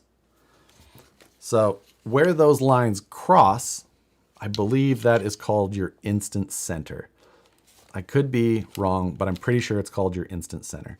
Now, where that point in space is, if that is above or below the center of gravity of your truck, then you either have a positive or negative anti-squat number. Now, what that means, that might not mean anything to you at that point, but what that basically means is that if those links are pushing if you've got this point here in space, doesn't matter if it's attached to a truck or not, and you have something that you're pushing on or pushing it with, and if you're either pushing up here or down here, it's going to change how it reacts. So if you push over top of it, it's going to want to push that down, right? Since it's attached, you're pushing above it, and you're going to push that down. Whereas if you push below it, it's going to want to push it up. So what you're doing by changing your anti-squat is changing how the truck reacts under power, whether it wants to kind of dip down or climb up on itself when it's seeing resistance. Now, how that link riser does that is by raising those links up, it makes the angle of those upper links kind of come down more.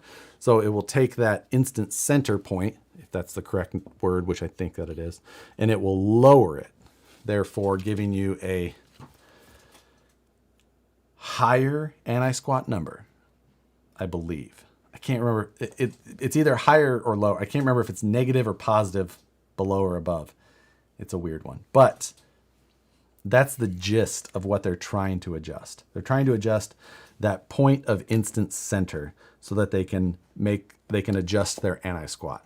Now, the big thing is that just raising that and jacking up your anti-squat numbers, that doesn't necessarily mean it's going to perform better. I honestly don't really care for upper link risers all that much. I don't think that having wildly high anti-squat numbers are something that I prefer the performance of. So, it's just because there's a part available does not mean that it's good for performance. That's the biggest thing. Like, I have this link riser that looks like a tomahawk sticking up, or a mohawk. Tomahawk? Could be a tomahawk. Mohawk is what I was trying to go for. Mohawk coming off the middle of my axle so that I can bolt this stuff up. It's just not something that... The other thing is that a 3D printed part in that situation is the last thing that I would want. Half the force of the axle applied to the truck, or, the truck taking when it hits something, has to be taken through there. So that is not the place for a 3D printed part. Even if it was super lightweight. Not what I would go for. But to each their own. People will do it. Hamburger. Hamburger. Harley Designs. Crawlopedia.com has a full detailed explanation of link geometry and how to calculate it. They do. Now, that is mainly around full size. And it's the conversion of RC stuff to full size doesn't work 100%. It in theory, it's all the same, and it's good to understand it in theory. So it's absolutely worth watching some of those videos. Like, I think like Rods and Rocks, or Rocks and Rods, or something like that, has a really great detailed video on it. But a lot of that stuff and how it's, shown and all that in RC, our stuff is so exaggerated with low centers of gravity and wildly ridiculous link geometry in comparison to full size that it doesn't totally work. So, or not that it doesn't work. It doesn't have like the perfectly scaled down correlation. Or it's not even the right word. I don't know how to say it. We just exaggerate this stuff so much in our scale. The amount of suspension travel we have is like pre-runner level of suspension travel compared to full-size rock crawlers. They just don't have that same thing. So it's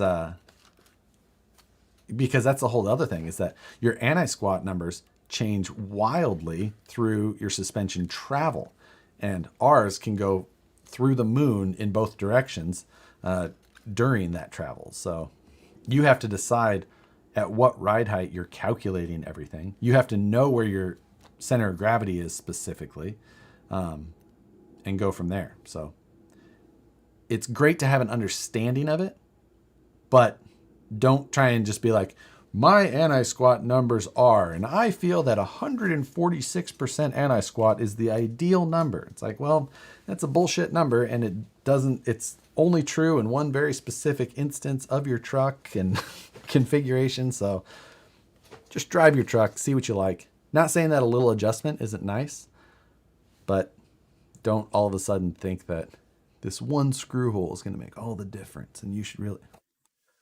So, yeah. But there you go. It's it's always just nice to know, have a well-rounded knowledge base of that stuff so that you can see if making an adjustment, like what it should be doing. We don't have leaf springs to deal with. Yeah, there is that. And how that stuff is calculated with leaf springs, I have no idea. Like, does it have any, is there anything that correlates? Like, that's something I have no idea. If truck moves forward, backwards, and turns, I'm good. Moose jaw, I know what you mean. Nothing beats just trying different configurations. You know, the other thing is like, you try different configurations, but even when like, I always get kind of a kick and also get extremely, like, it annoys me when they'll be like, someone will be doing like just A/B testing. They're like, oh, and even if it's like, they'll have two trucks, like doing this with this one and this one, like this one clearly works better. I'm like, well, you drove that line completely different with the other one. So no, it doesn't just mean that it's better. It just means that you drove it better that time. Not saying that you can't tell the difference of some parts versus another, but your sample size of trying this climb with this and then trying it with the next one, you got to have some pretty comparable situations and exact driving styles to say this did this wildly better. Does that apply to tracks? Asking for a friend. I don't think that the tires actually have any bearing in that other than center of gravity. So yes, nothing beats trying different configurations because that's driving your truck. And driving your truck is what matters. Josh, do you have a pit crew that carries your truck to the start line? Only because I'm carrying so many cameras at once so that I can have multiple angles of myself. You coming to bed soon? I can't. Someone's wrong on the internet. I think that's still my profile picture on RC Crawler. Did you ever finish that long UMG 10? That long UMG 10 is at Moose Jaw's house. He is painting it, but I told him I am in no hurry for this car. You finish it whenever you would like, because yeah, that's all this math. I'm a history teacher for a reason. I know what you mean, Moose Jaw. I had a lot of time to learn this when I was a traffic engineer, and I'd sit there on the internet and I could read these big article looking things and it looked like I was working. Let's see. We done with the class 2 again? Should we put it back? Rocas Rojas was fun. They just did an SCX6 comp last weekend. Pretty sweet. Hey.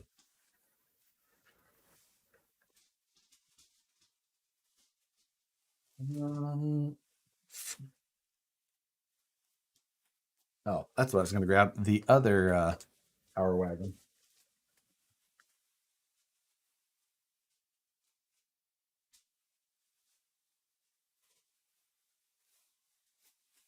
This is the other one that I'm thinking of auctioning. Kind of depends on when, though, because this one, it's dusty. This one, I did give a body to Moose Jaw to paint. And it's got blue wheels on it because I was going to do a themed body that would go much better with the blue wheels. So we'll see.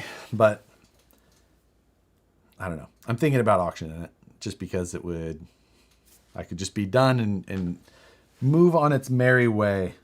It's a cool build. I really like this truck. It's got rock. the transmission is just setting in there. It's got Vanquish Rock Jock axles on it. It's got a transmission in it. Nice, just tasteful tube work done in a nice, clean way. SCX2 based chassis. It's got some custom link geometry on this thing that's pretty interesting. Some real short upper rear links.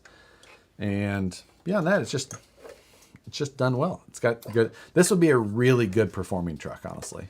So the I didn't necessarily buy it for that reason. I bought it because I thought it looked so good.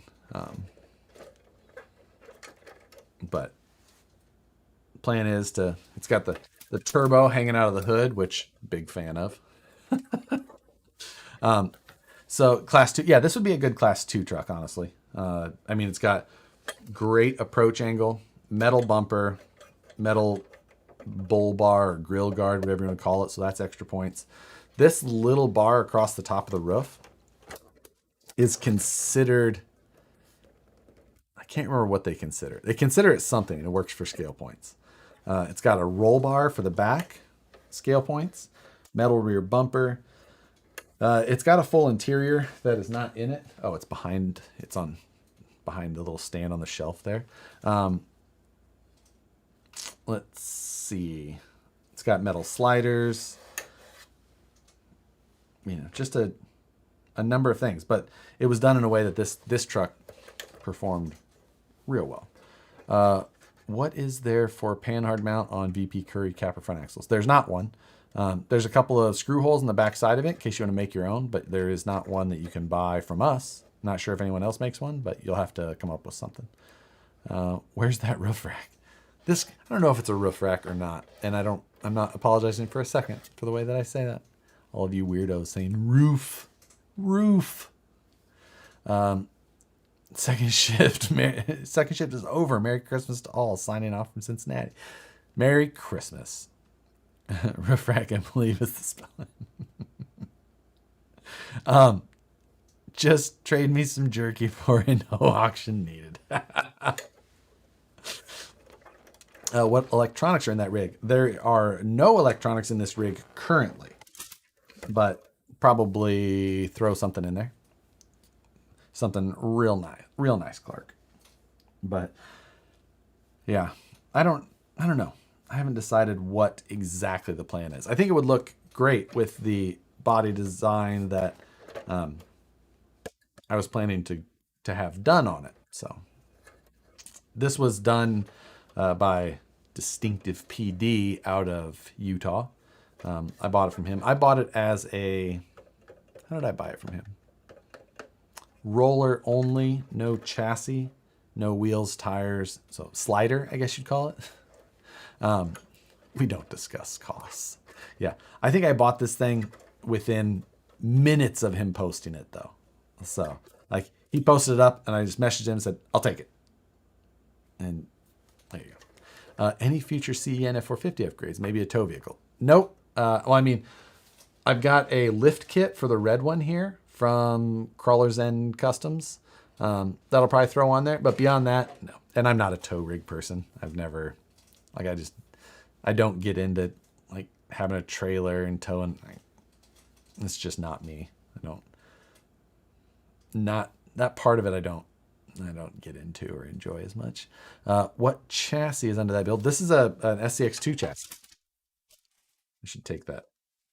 The transmission is, would VP possibly make one? Probably not. There's not going to be a panhard mount come out for that. We just put the screws in the back in case somebody wanted to make their own of something. So,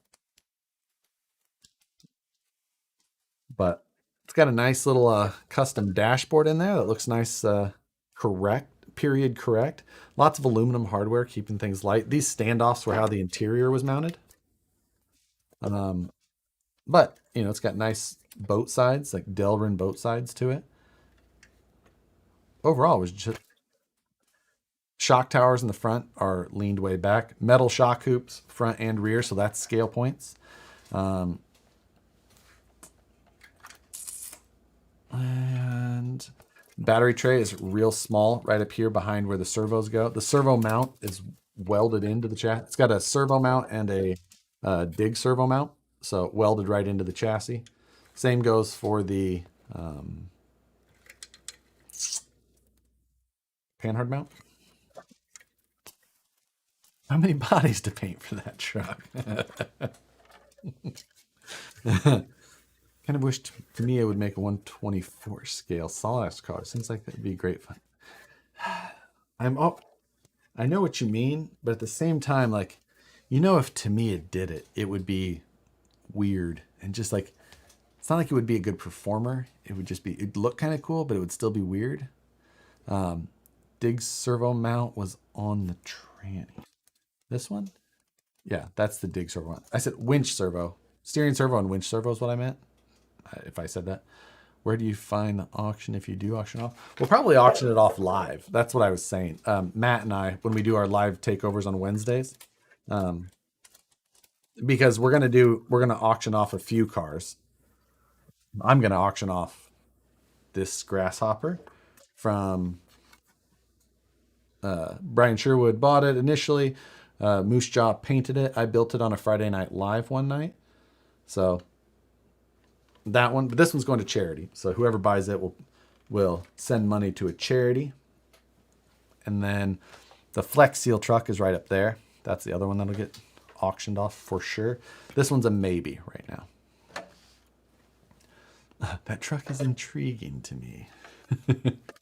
Josh, are Vanquish Metal VS 410 shock mounts worth scale points? Nope, not worth scale points.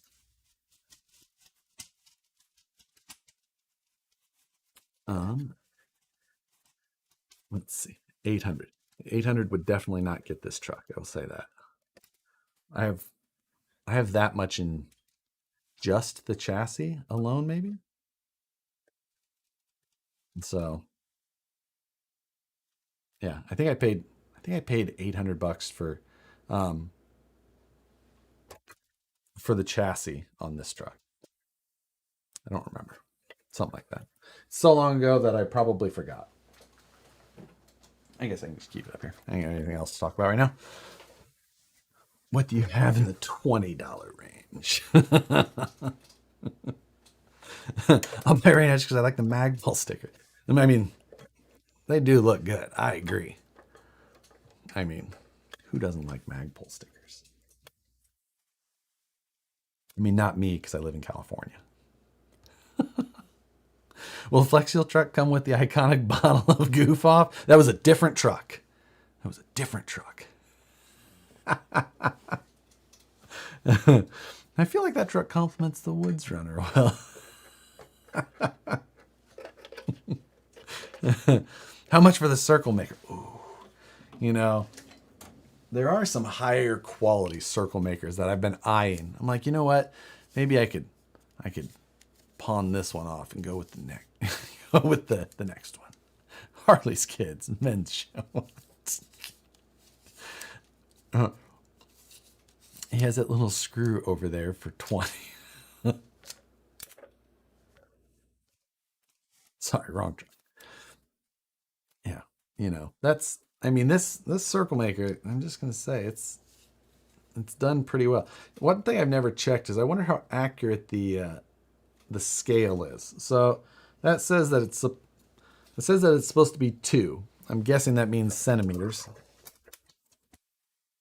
Let's check it. Let's check the accuracy of this extremely high quality circle template maker. We're in millimeters.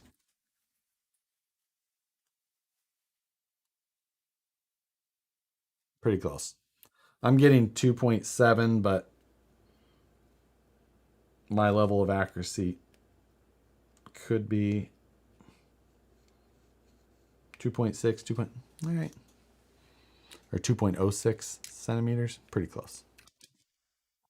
Now, is that diameter or you mean diameter or radius?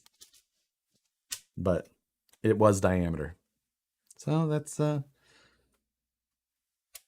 guess I'll give it to them. They were close enough on the scale to not get mocked.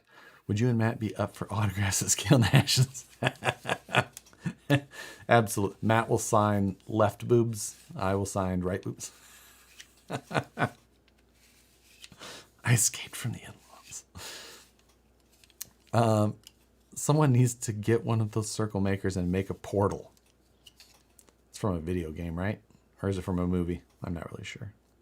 Auction off that link measuring tool, or at least have a file for 3D printing. I could probably make a file to 3D print one. It would be pretty easy. I mean, I didn't make this one though, so I don't feel like I should like. But yeah, it's such a random tool. My list of random tools though is vast. Circumference is what I was thinking, but obviously not now that you measured it. Like in Stargate. I don't know. I don't even AutoCAD anymore. Oh, see? Yeah, I still use AutoCAD. I use it for space planning at work. Like when we're putting in machines or things like that. I have our whole shop in CAD with all that, and I can kind of do the boobs have to be on a genetic field? That's perfect. Well, that it hasn't worked yet, even though I've always said it's mainly been dudes. The most famous tool, the hammer. I know. It's been a good hammer. Got to tighten the ends every once in a while. The ends are, it came with like 4 or 5 different ends, and you're supposed to, be able to change them, but I have not. Let's see. Oh, that just jumped on me. Oh, I don't know where it went. I lost the comment. Still never found that exact one. Doesn't surprise me that Harbor Freight would change their supply, to something probably cheaper. I'm surprised that the cats have not bugged me at all. When I walked out, though, I did grab the squirt bottle in case I had to try and see if Chief can hear it. He's usually pretty audio sensitive, but not tonight. I need to watch Stargate SG-1 because it's... See, I always... What was the one that was on HBO like a billion times growing up? Starship Troopers. I always get that one mixed up with Stargate SG-1. I don't think I've ever seen SG-1. Never changed them. Kind of like X-Acto Blades. Do I have X-Acto Blades? I thought I did.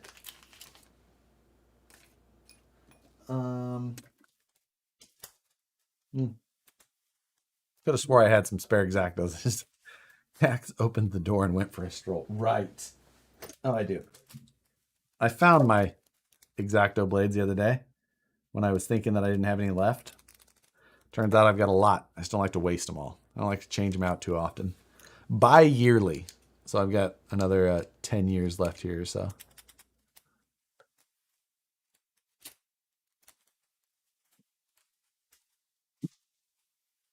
All right, 8:06. Do we keep going? We still got a decent crowd in here. We'll see if anything else. We'll pop this one back. All right, what truck should we grab next? Someone throw something in there. We'll start discussing one of those. That's a real thing. This one, it is a nice truck. I'm looking forward to getting it finished up, cleaned up, and probably on its way.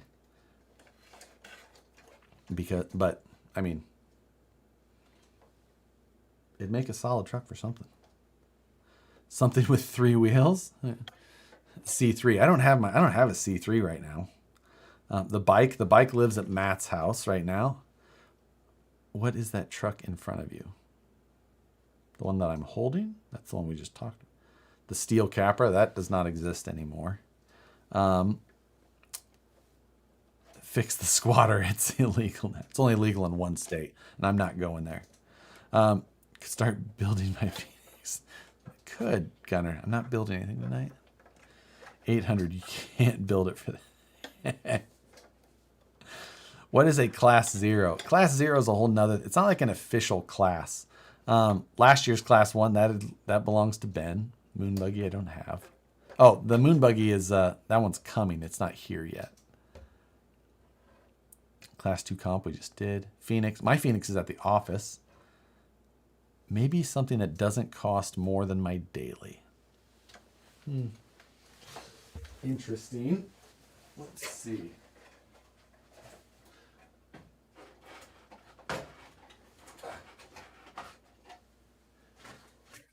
Let's.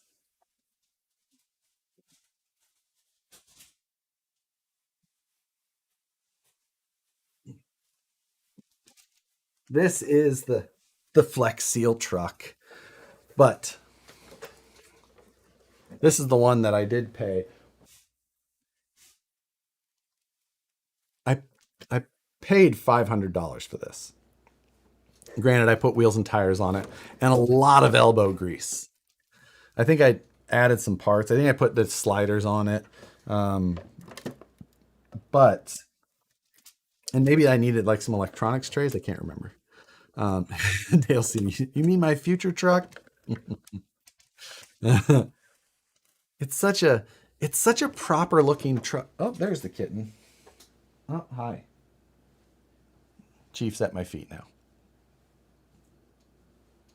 and he's eating the squirt bottle. Swiffer duster. Hint, hint. Come here.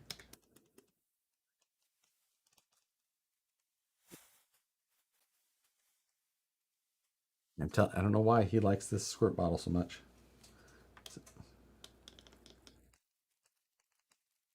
Such a weird.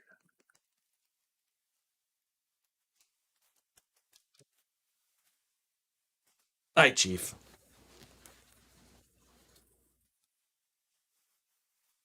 Big kitten. Big kitten.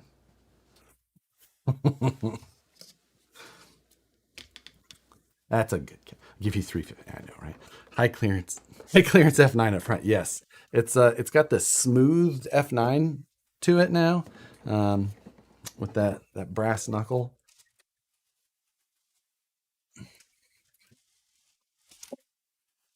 This thing. Oh, it's got a spectrum receiver. I should steal that. I need that for something.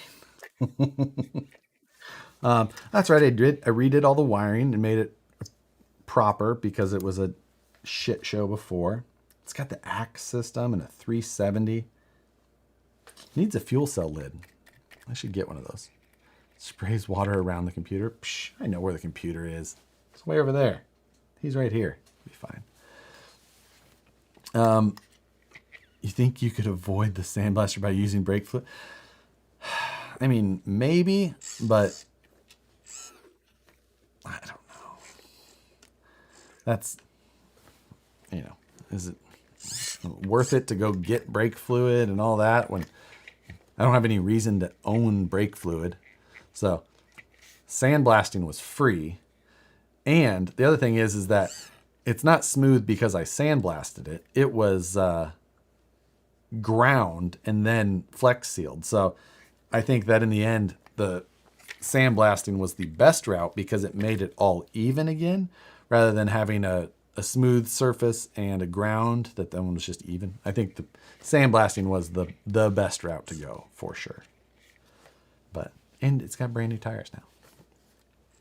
Jeremiah Selberg, thank you, sir. How to prioritize which rig to finish first. I have 3 trucks that need to be finished. Also, Moose Job, paint my Phoenix 5, please. Yeah. Well, I'm the wrong person to ask that question specifically. I need to prioritize as well. I've got like 30 of them that need prioritized, probably. I guarantee it's at least 15 that that fall within that category. Was the gas used to drive there free? I mean, drive where? Drive to the shop? Because I go there anyway. So was there extra needed? Then no. So there you go. I go to work all the time anyway. You don't have a reason to own brake fluid? You must not have to stop in Cali. I don't have the reason. I don't have a reason to own excess brake fluid. All of the brake fluid that I own resides in the systems in which that it is needed. And yeah, I have no intention of flushing my own brake fluid when needed, and I don't have to bleed brakes very often. When I had motorcycles, I owned it, but that was about it. Brake fluid is a great all-purpose cleaner. I also use all-purpose cleaner for all-purpose cleaning. Thought you went on a Saturday, but I go to work on Saturdays all the time. Like I go probably half of them. So, yeah, there's always something I can do there. I don't get paid anymore to go in on a Saturday, but I like my job. I just go there for fun sometimes. But, you know, it's just how that goes. Let's see. Sandblasted some thin stainless steel body panels for a dull look, and they curled up. Ah, yep. Depending on pressure and all that, I've definitely seen it. I've seen them just turn into wavy messes. Do I own a motorcycle now? I don't. I've thought about getting like something to do, just like a cafe project or something like that. Even if I don't run them anymore. But just because riding out in California is a death wish, so I won't ride out here on the streets at least. Do you miss the Busa? Almost every day. Almost every day I think about it. That's I saw one last week. Coworker and I were getting lunch, and one was out, did it my same body style, because I had a original body style Hayabusa, and it was white. Mine was all black. It was like a dark gray, I guess, and a black chassis because it was a LE. Anyway, and it was just stretched and lowered like mine was. Missed it so much. What do you think about FlySky FS GT3C? I don't care about the FlySkys. I don't care for the FlySkys all that much, just because of reliability, especially at like big events. There's been a lot of issues in the past where FlySkys they have issues around a lot of radios, and so, you know, most everything I run is Futaba, but I also do have. Well, I run a lot of Spectrum as well, just because it comes on a lot of these trucks that I don't end up changing out. But, you know, it's one of those things, like getting a nice radio can be done for much more reasonable than it used to be. So going with like one of the bigger names is generally the way that I would suggest, but, you know, depends. If you're racing, definitely I would go with something that's more mainstream. Did you build and crash that new plane yet? I have not. I have not. Is audio cutting for people? Someone will have to let us know if audio has become an issue or not. Micro servos in the Phoenix. I have not tried that yet. I have them. I bought them to try it. I just haven't got around to it. I bought the 640T Eco Power servos. I think they're around, God, I can't remember what they are now. Oh, let's see. Do I have them in? No. Let's see.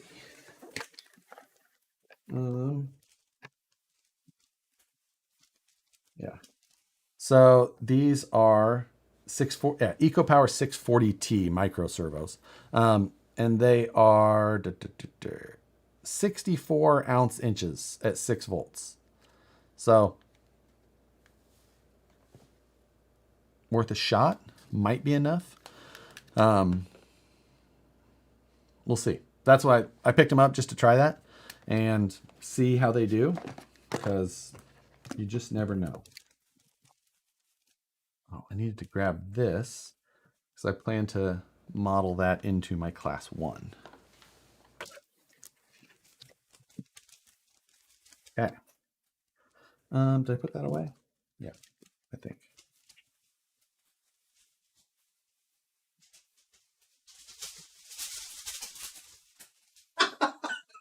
I dumped half that box out on the floor.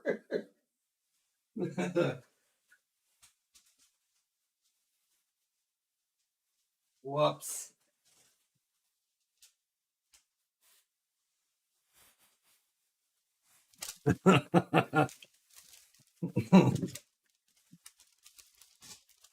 Sorry.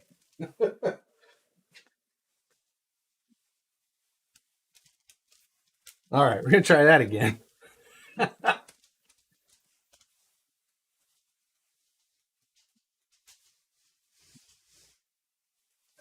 That, that it has to go on the very top shelf, and it's just like fingertip that I have to push, and I just thought I had it, and I thought I had enough, a little bit of a shove to get it to go, and I did not.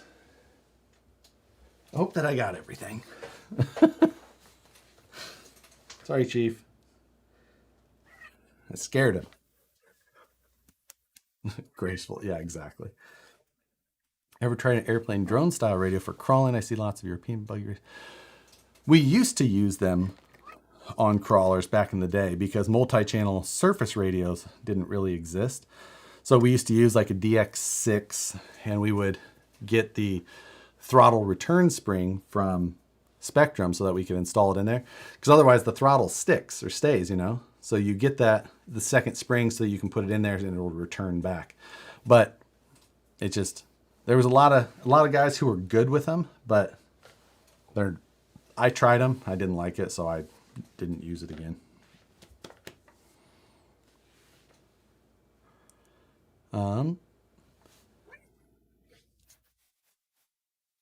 Yeah, dual stick radios. That's, or I guess we call them just stick radios all the time.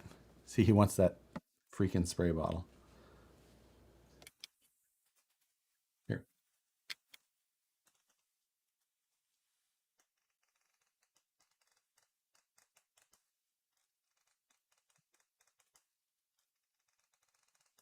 it's just all he wants.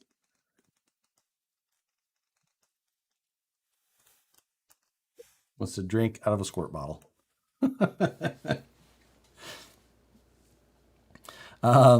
What happened to the tailgate LED name? Oh, I do still have that. That is in my scale parts bin.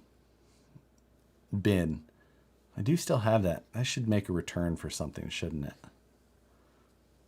Most people use the squirt bottle as a punishment. It's exactly why we got it. We thought like we used it, and he just came running. Anytime you grab the squirt bottle now, he comes running towards you. He stops whatever he was doing that was bad, but I think he thinks he's, you know, being rewarded, not getting in trouble. I don't know. I'm just saying. Like a hamster feeding from water. It's exactly it. I own 3 stick surface radios, 2 for Tamiya Tamtex, 1 for the black. Yeah, well, yeah, and you know, that's the other, like, they're popular for the big rigs, right? Is that what, I don't know what a Tamtec is, but I assume that something like that. But yeah, the big rigs, they use them for all the mixing of the the shifting and the disconnects, all that kind of stuff. I know someone's selling a high end tower for $500. Should I scoop it up? I don't have a reason to tell someone to. I don't. What controller will you use for 4-wheel steer class 3?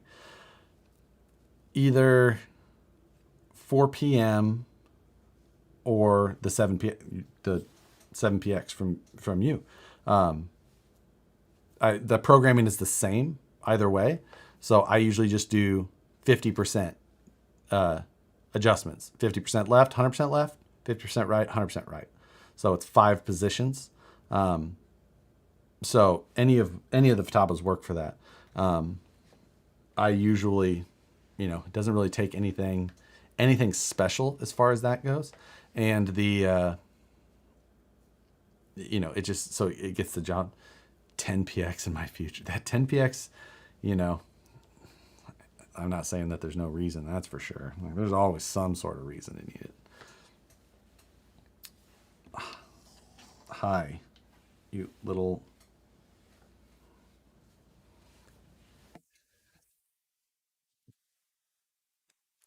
Let's see.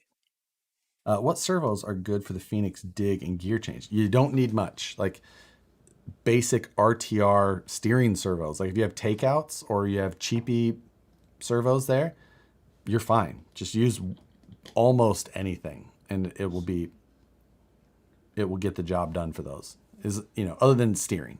Steering use as much servo as you can.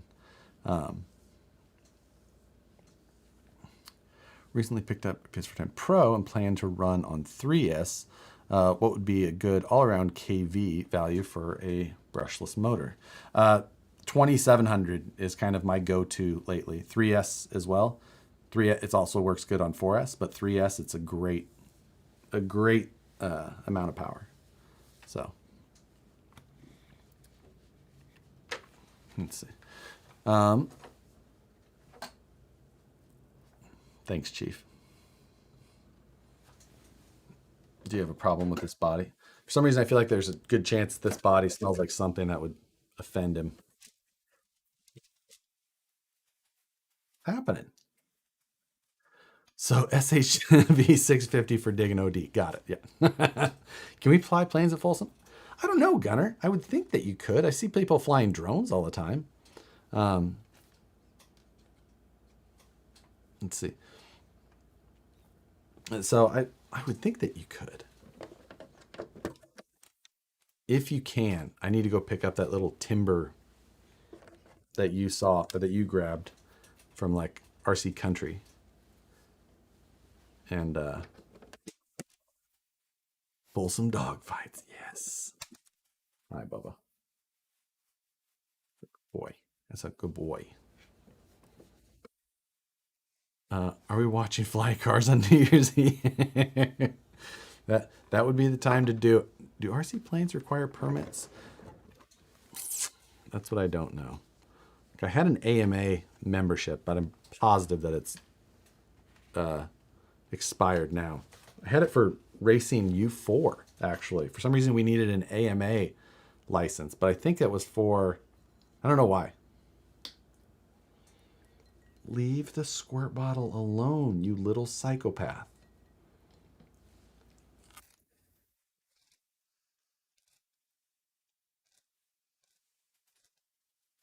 Would a 5400 kV motor be too much for the SMT10? On 2S, maybe not. But I don't know. 5400, it's a lot. I mean, I would say 2S max, and even then you maybe it'd be fine with a 2S. If they do require permits, who is pulling them over to give them a ticket? Yeah, just crash. Just let go of the sticks and be like, I'm just holding a radio. You don't know what it goes to. Just let it crash somewhere far away. On 3S, probably too much motor.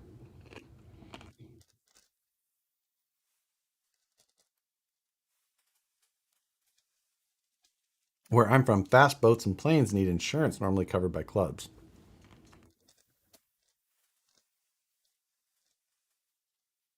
Josh, by federal law, you are supposed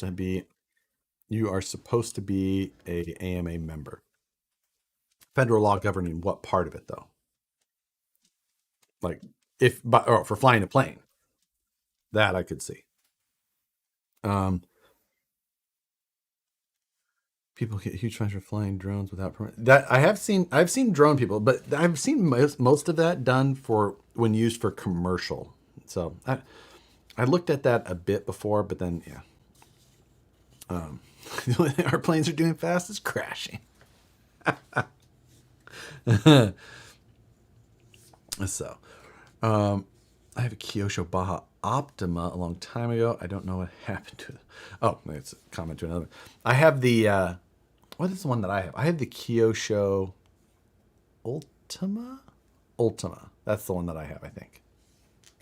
Yeah, the re-release. It was a fun build. Yeah, like if I make money off mine, it'll be fine. And that's what they say. But I think they gotta catch you. Catch me if you can, Copper. Say you bought the footage from someone. I I feel like I'd be sad. I'll be sad to see this thing go, but I don't know why. Like, I have the video. The video is all I needed. Just proof of my poor decision making. That is all the proof that I need. It doesn't have inner fenders either, but I can only imagine what the inner fenders would have looked like on this.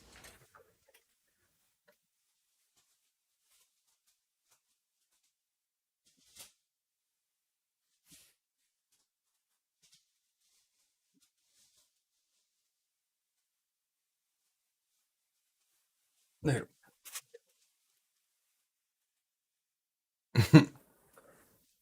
Um,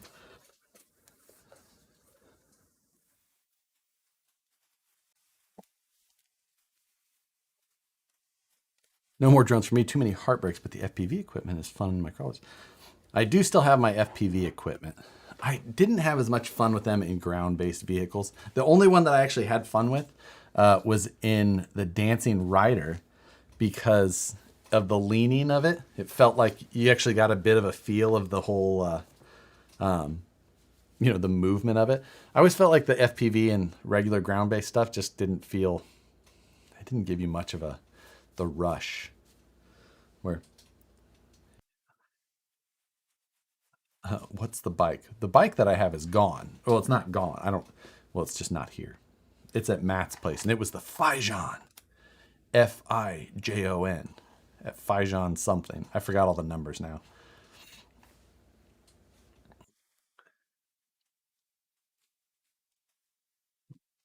Boy, bought the Eco Power stand today. Hey, there you go. It's right here. It's just such a convenient stand. I use it all the time. It's super handy, especially when I'm just sitting here and staring at stuff on the bench. It's specific. I do use cell blocks a lot, but if a car will sit flat on this, then I do like to use it. What motors am I going to put in that plane? It came with a motor, so whatever that it has. Oh, thank you. So I'm trying to get my Samsung 360 cam working in one so I can look around with goggles. Oh, you can do that with the 360 cam? I've seen head tracking stuff before, but I just saw the head tracking servos.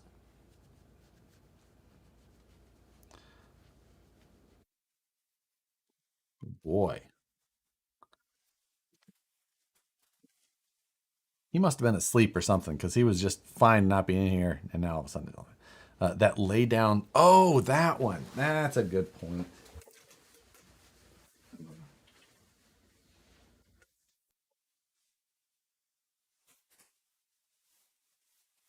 This is a dusty RC car. Give it a quick brush off.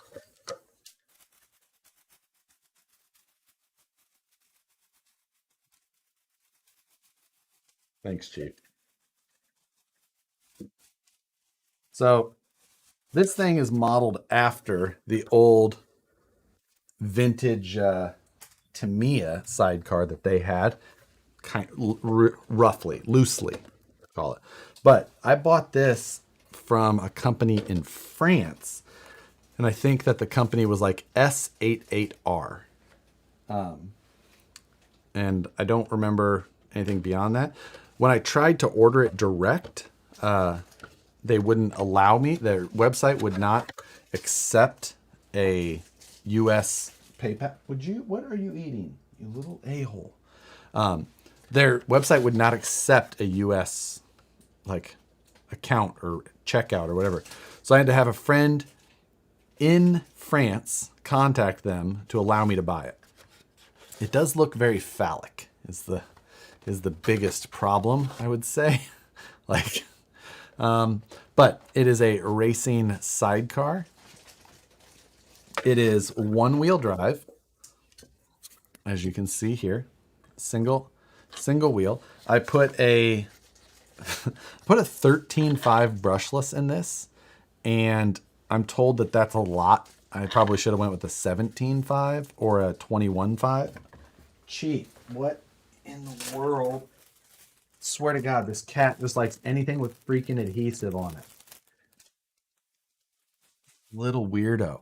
Um, but yeah, so I think I went with a spicy motor for it, but it's got a low profile steering servo and a very tiny front bumper. And it's got no suspension on any wheel. And yeah, but it's all wired up. It's got a Hobby Wing quick run something. It was a combo. Yeah, like I said, someone said that the 13.5 was probably too fast. Looks like a wiener. What's phallic mean? I don't know why that makes me laugh. That thing needs a running video. Moose Jaw, I think you're right. I am worried that my motor choice I should correct. I probably have a Hobby Wing motor here that's slower. But it's got adjustable toe for this particular wheel right here. Just that wheel. You adjust the toe of one wheel is all. What is that contraption? It's a racing sidecar. Like, you can't say it's not ridiculously cool. I will say that what it cost in the what it cost to buy, the conversion rate, and then import taxes, it was, for how simple this thing is, it was not a good deal. But when's that stopped me in the past? So, and then Moose Jaw did the paint, and he did the Sabre logo here for me, which is extremely just on brand for me, of course. 37, which is the number that I use on most things. And yeah, it came out pretty awesome. Hard slicks? No, these are rubber Team Powers F1 tires and wheels.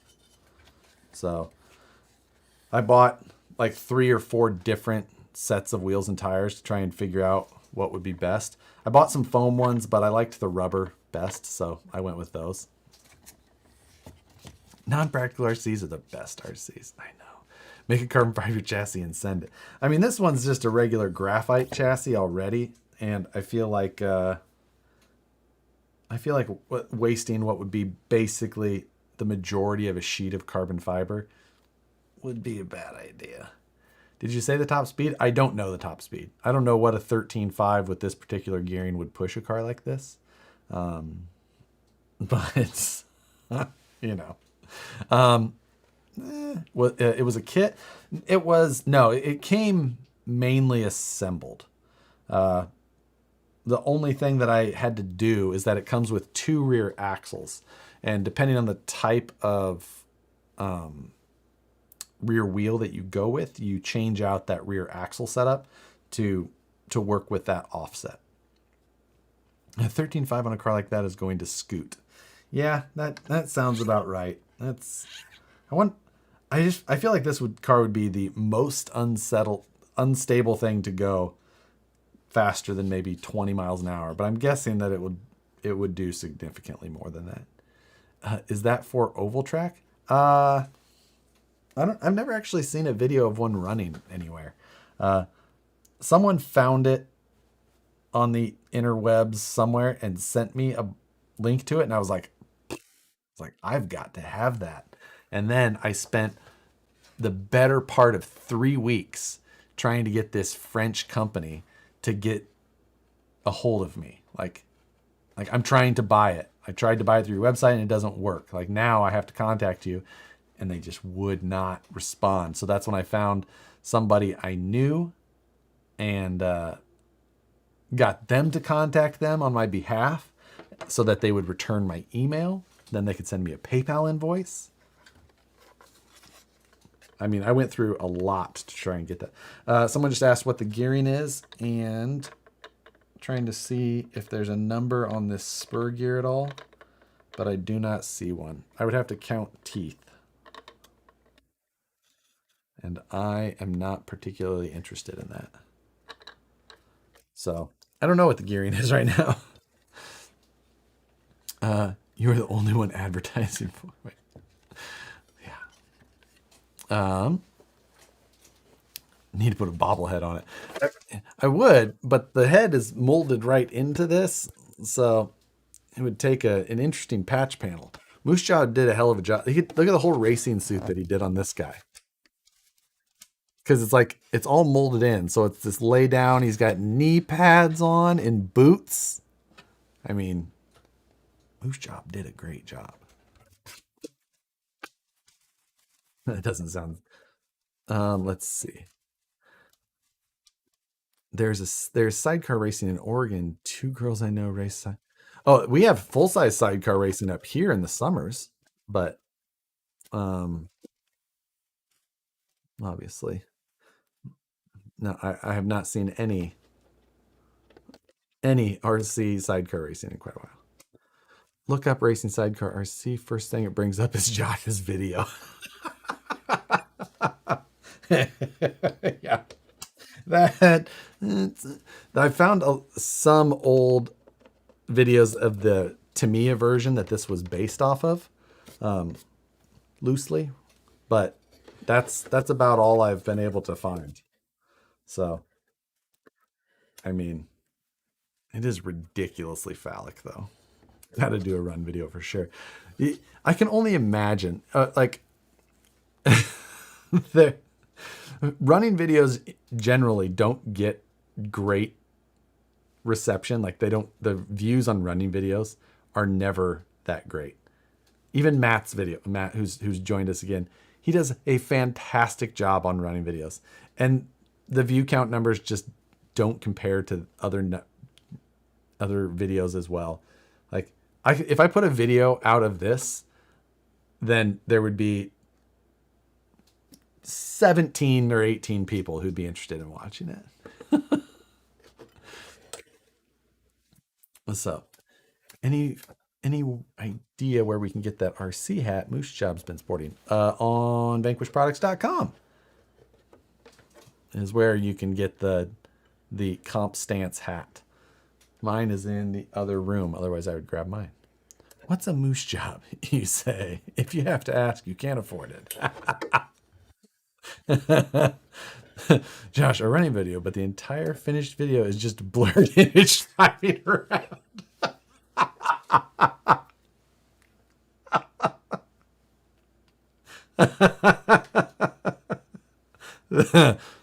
That's hilarious.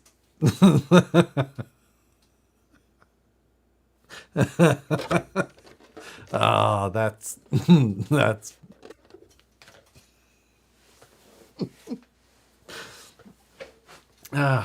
I like it.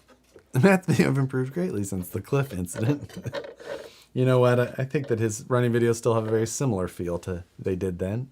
So I found these Dirty Harry bullets, but they are tiny, 5 cal, 50 millimeter wide. What wheels do these go to? The smaller ones were probably for the Little Harrys, which were the 1.9 wheels. Yeah, I think, I'm trying to think. I didn't think that there was, yeah, maybe they did. I was trying to remember if there was the bullet style ones made for those. But there may have been. But yeah, those were for the little Harrys. So Dirty Harrys were the larger size. The Super wheels also used the smaller size. Fun fact. Granted, I think there's only like 2 or 3 sets of those ever made.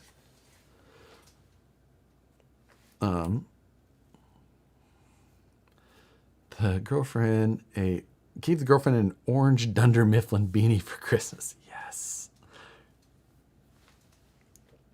Family's moving around. Time to open one gift. It is. I can see it. That's the time. That's the time we're in. Thanks for joining, Moose Jaw. I remember seeing that style racing on ABC's Wild World of Sports. Oh God, that was awesome. I do remember. What was the announcer's name of that show? Wide World of Sports. Oh God, I don't remember what his voice is, but I know if I heard it, I'd be like, that's whatever that man. He was on everything. What is a recommendation for wheels and tires on a Phoenix? I mean, it's such a personal preference thing, but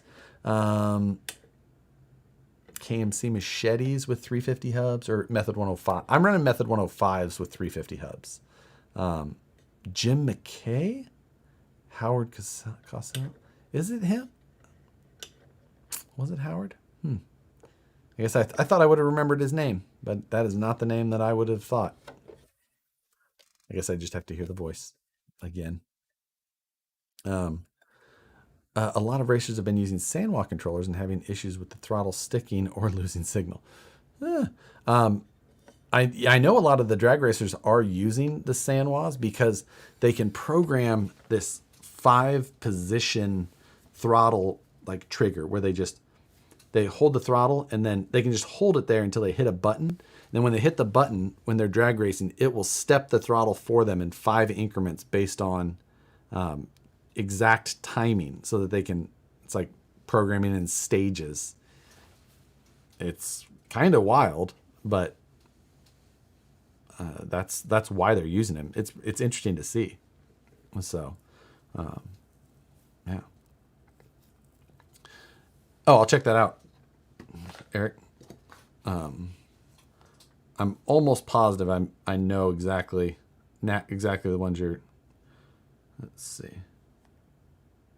Yeah, I'm pretty sure that those are for the little Harrys. It basically does the driving for you. At least the throttle part, right? You just gotta. And if your car goes straight, you're set. Other than that, you're in trouble. What is my drag car? My drag car. Well, I built that Renegade chassis one, which was DR10-ish based, but Renegade, which is undercover drag wings chassis. Honestly, I never drove it. I drove the other DR10 setup a couple of times, a few times, but I never drove my like nice chassis full. And then those guys who were running no prep went so quickly, just bam, bam, bam, bam, bam.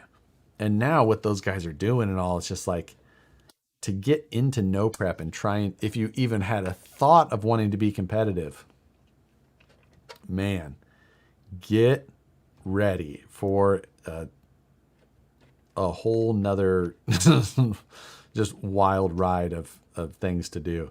I enjoy watching it. I still enjoy going, but I don't think that I have any desire to try it anymore.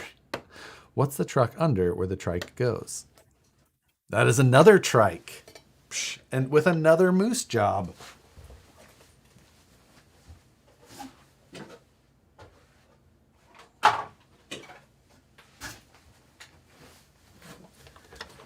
This is the Camtech, which is Reliant Regal.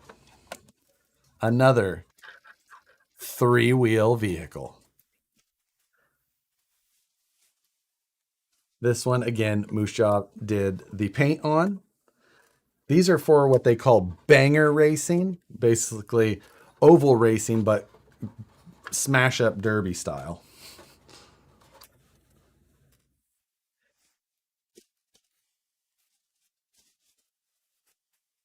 The body in this thing is super thick. It's like a hard body. And then Moose Jaw did a little like styrene cage in it, and it's got a driver from a bomber. And then the car comes basically complete. It's got, this is where Matt and I would always joke about the Satan motors. Satan. That's where the Satan motor came from. It's got a little paper sticker right on there that says Satan. And it comes with this this uber shitty ESC in there with a Dean plug and the servos installed. And that is a high-end Futaba 3001. This one does have some suspension though, as you can see. See all that travel? Oh, Chief wants to see. So the rear actually has a little bit of travel as well. Actually a decent amount. So, checking it out? What do you think? Thanks for your input. My name is Jeff. But this little thing, it's got a molded battery tray. Dirt simple, but nothing compares to the look that it has once you add the body. Everything is complete then. For no prep of RC, first you need a table, chair, easy up generator. Then you buy an RC. Don't forget tire warmers, and it's good to have some snacks. 24-hour race the day before Axial Fest. Crank the Red Bull served at 8 hour 18. That is, we should probably we haven't seen dates for Axial Fest yet, have we? If we have, we need to start locking down the 24 hours of. Really, dude?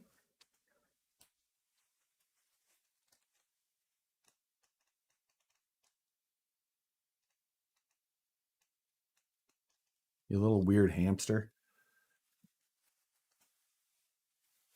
Let's see. Oh yeah, I also need a laptop. Let's.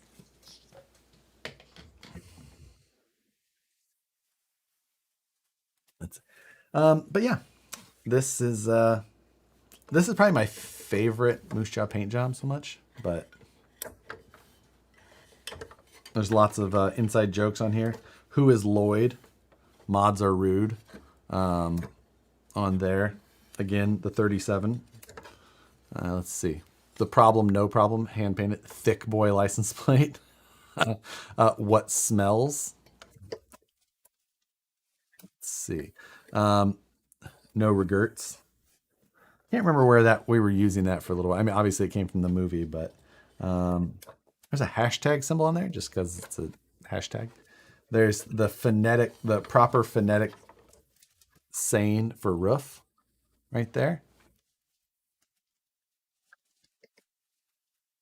And just a nice patina job on the hood.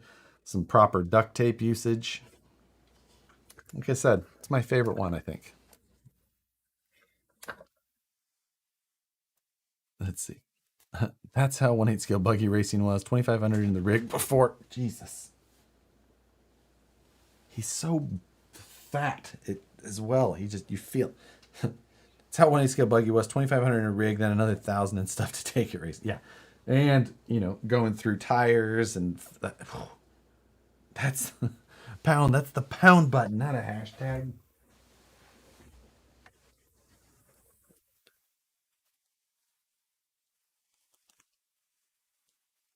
Let's see. Didn't you have a trike with an ambiguously guy do a paint job? That was the one we were talking about with that particular trike up there on but we just let Moose Jaw have at it with what he wanted to do.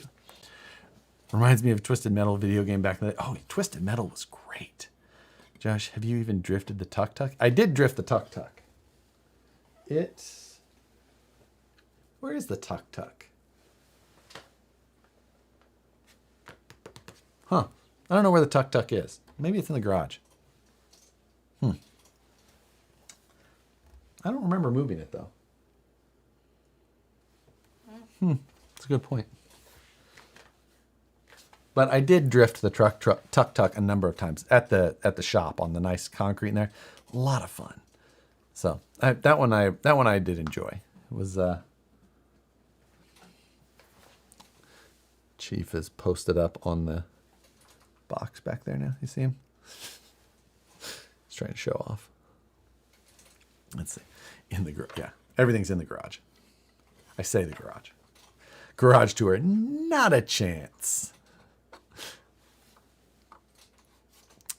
Helicoil kit link. Ooh, I'd have to find it. It's or is it? There's something on here you could search. Probably not. X001WN1DJH. I highly doubt that will get you anything. And this is actually, I've got 2 different kits in this bag, but both of them have worked out great.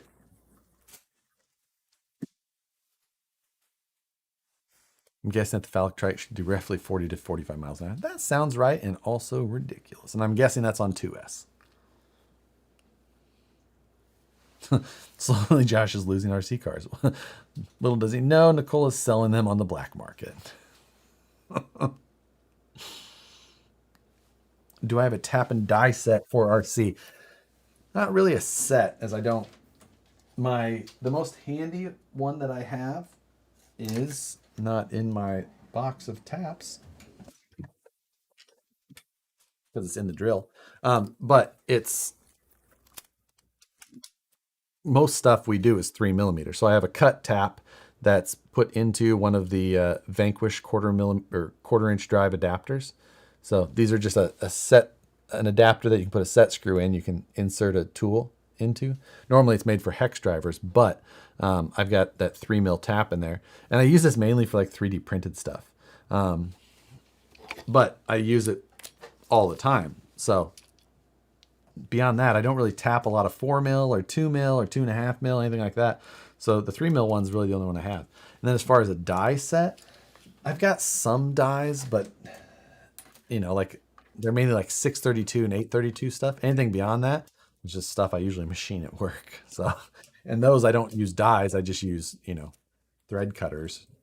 So Jeremiah, thank you, sir. If I ever need a reason to come to Axial Fest 24 Hours of Satan race, I can come and film and laugh. Yes. See. That, I mean, it seems like it's going to be the perfect setup. Need to double check. Beautiful kitten, just tuned in for the first time. What is going on here? Merry Christmas. Yeah, we're talking about 3-wheel RC cars, and my cat is climbing all over the place. It's pretty normal. Normally, my wife is here to make fun of me on Fridays, and then, you know, but you never know. 76 in Kansas today was perfect for crawling, not so much for Christmas. My wife is back in Kansas right now, and with her family. So she was telling me how nice it was as well. It's like, better than here. It was way cooler than that here, and raining. So Josh, you ready to sell the mini CNC drill press thingy? I'm still waiting to hear where I send a shipping box and money to. Dale, I talked to my buddy who has still got it at his place, and sure, yes, I am. Where'd that go? Do you still have the drag bolt? I do. I ran across it, like a couple months ago. I think I took a photo and posted it on my Instagram. I mean, that truck got pretty hammered during the event. So it's not in great shape, but I still have the body, and I still have the chassis. If it was to function properly again, it would need some work, and I would do a lot of things differently probably. But I was looking, I was like, it's got such nice, it's got like a brand new, like 2 runs on it, big Pro 4 HD 3500 kV motor, and like a brand new RX-8. I'm just like, this stuff should not just be sitting in here like this. But Brian G, thank you. You and Matt kissing booth, Alabama. Hard pass. I'm gonna set up a velvet rope barrier. Michael Chipman, thank you, sir. Appreciate the donation. No question, but yeah. How's the TRX-6 drag truck doing? It sits on a shelf above me at my office just because I love that truck. I really do. Josh, I'm off to play Santa. Have a good night. Yes, go. All you guys, it's 9 o'clock anyway. You guys should go handle your sanatorial duties. And Merry Christmas to all of you. It's a fun night. Glad that so many people showed up. You guys were awesome. Thanks for joining me as I sat here and talked into the corner of my den that we call a studio. So again, Merry Christmas. Hope you guys have a good night. Hope some of you had some fun. Hope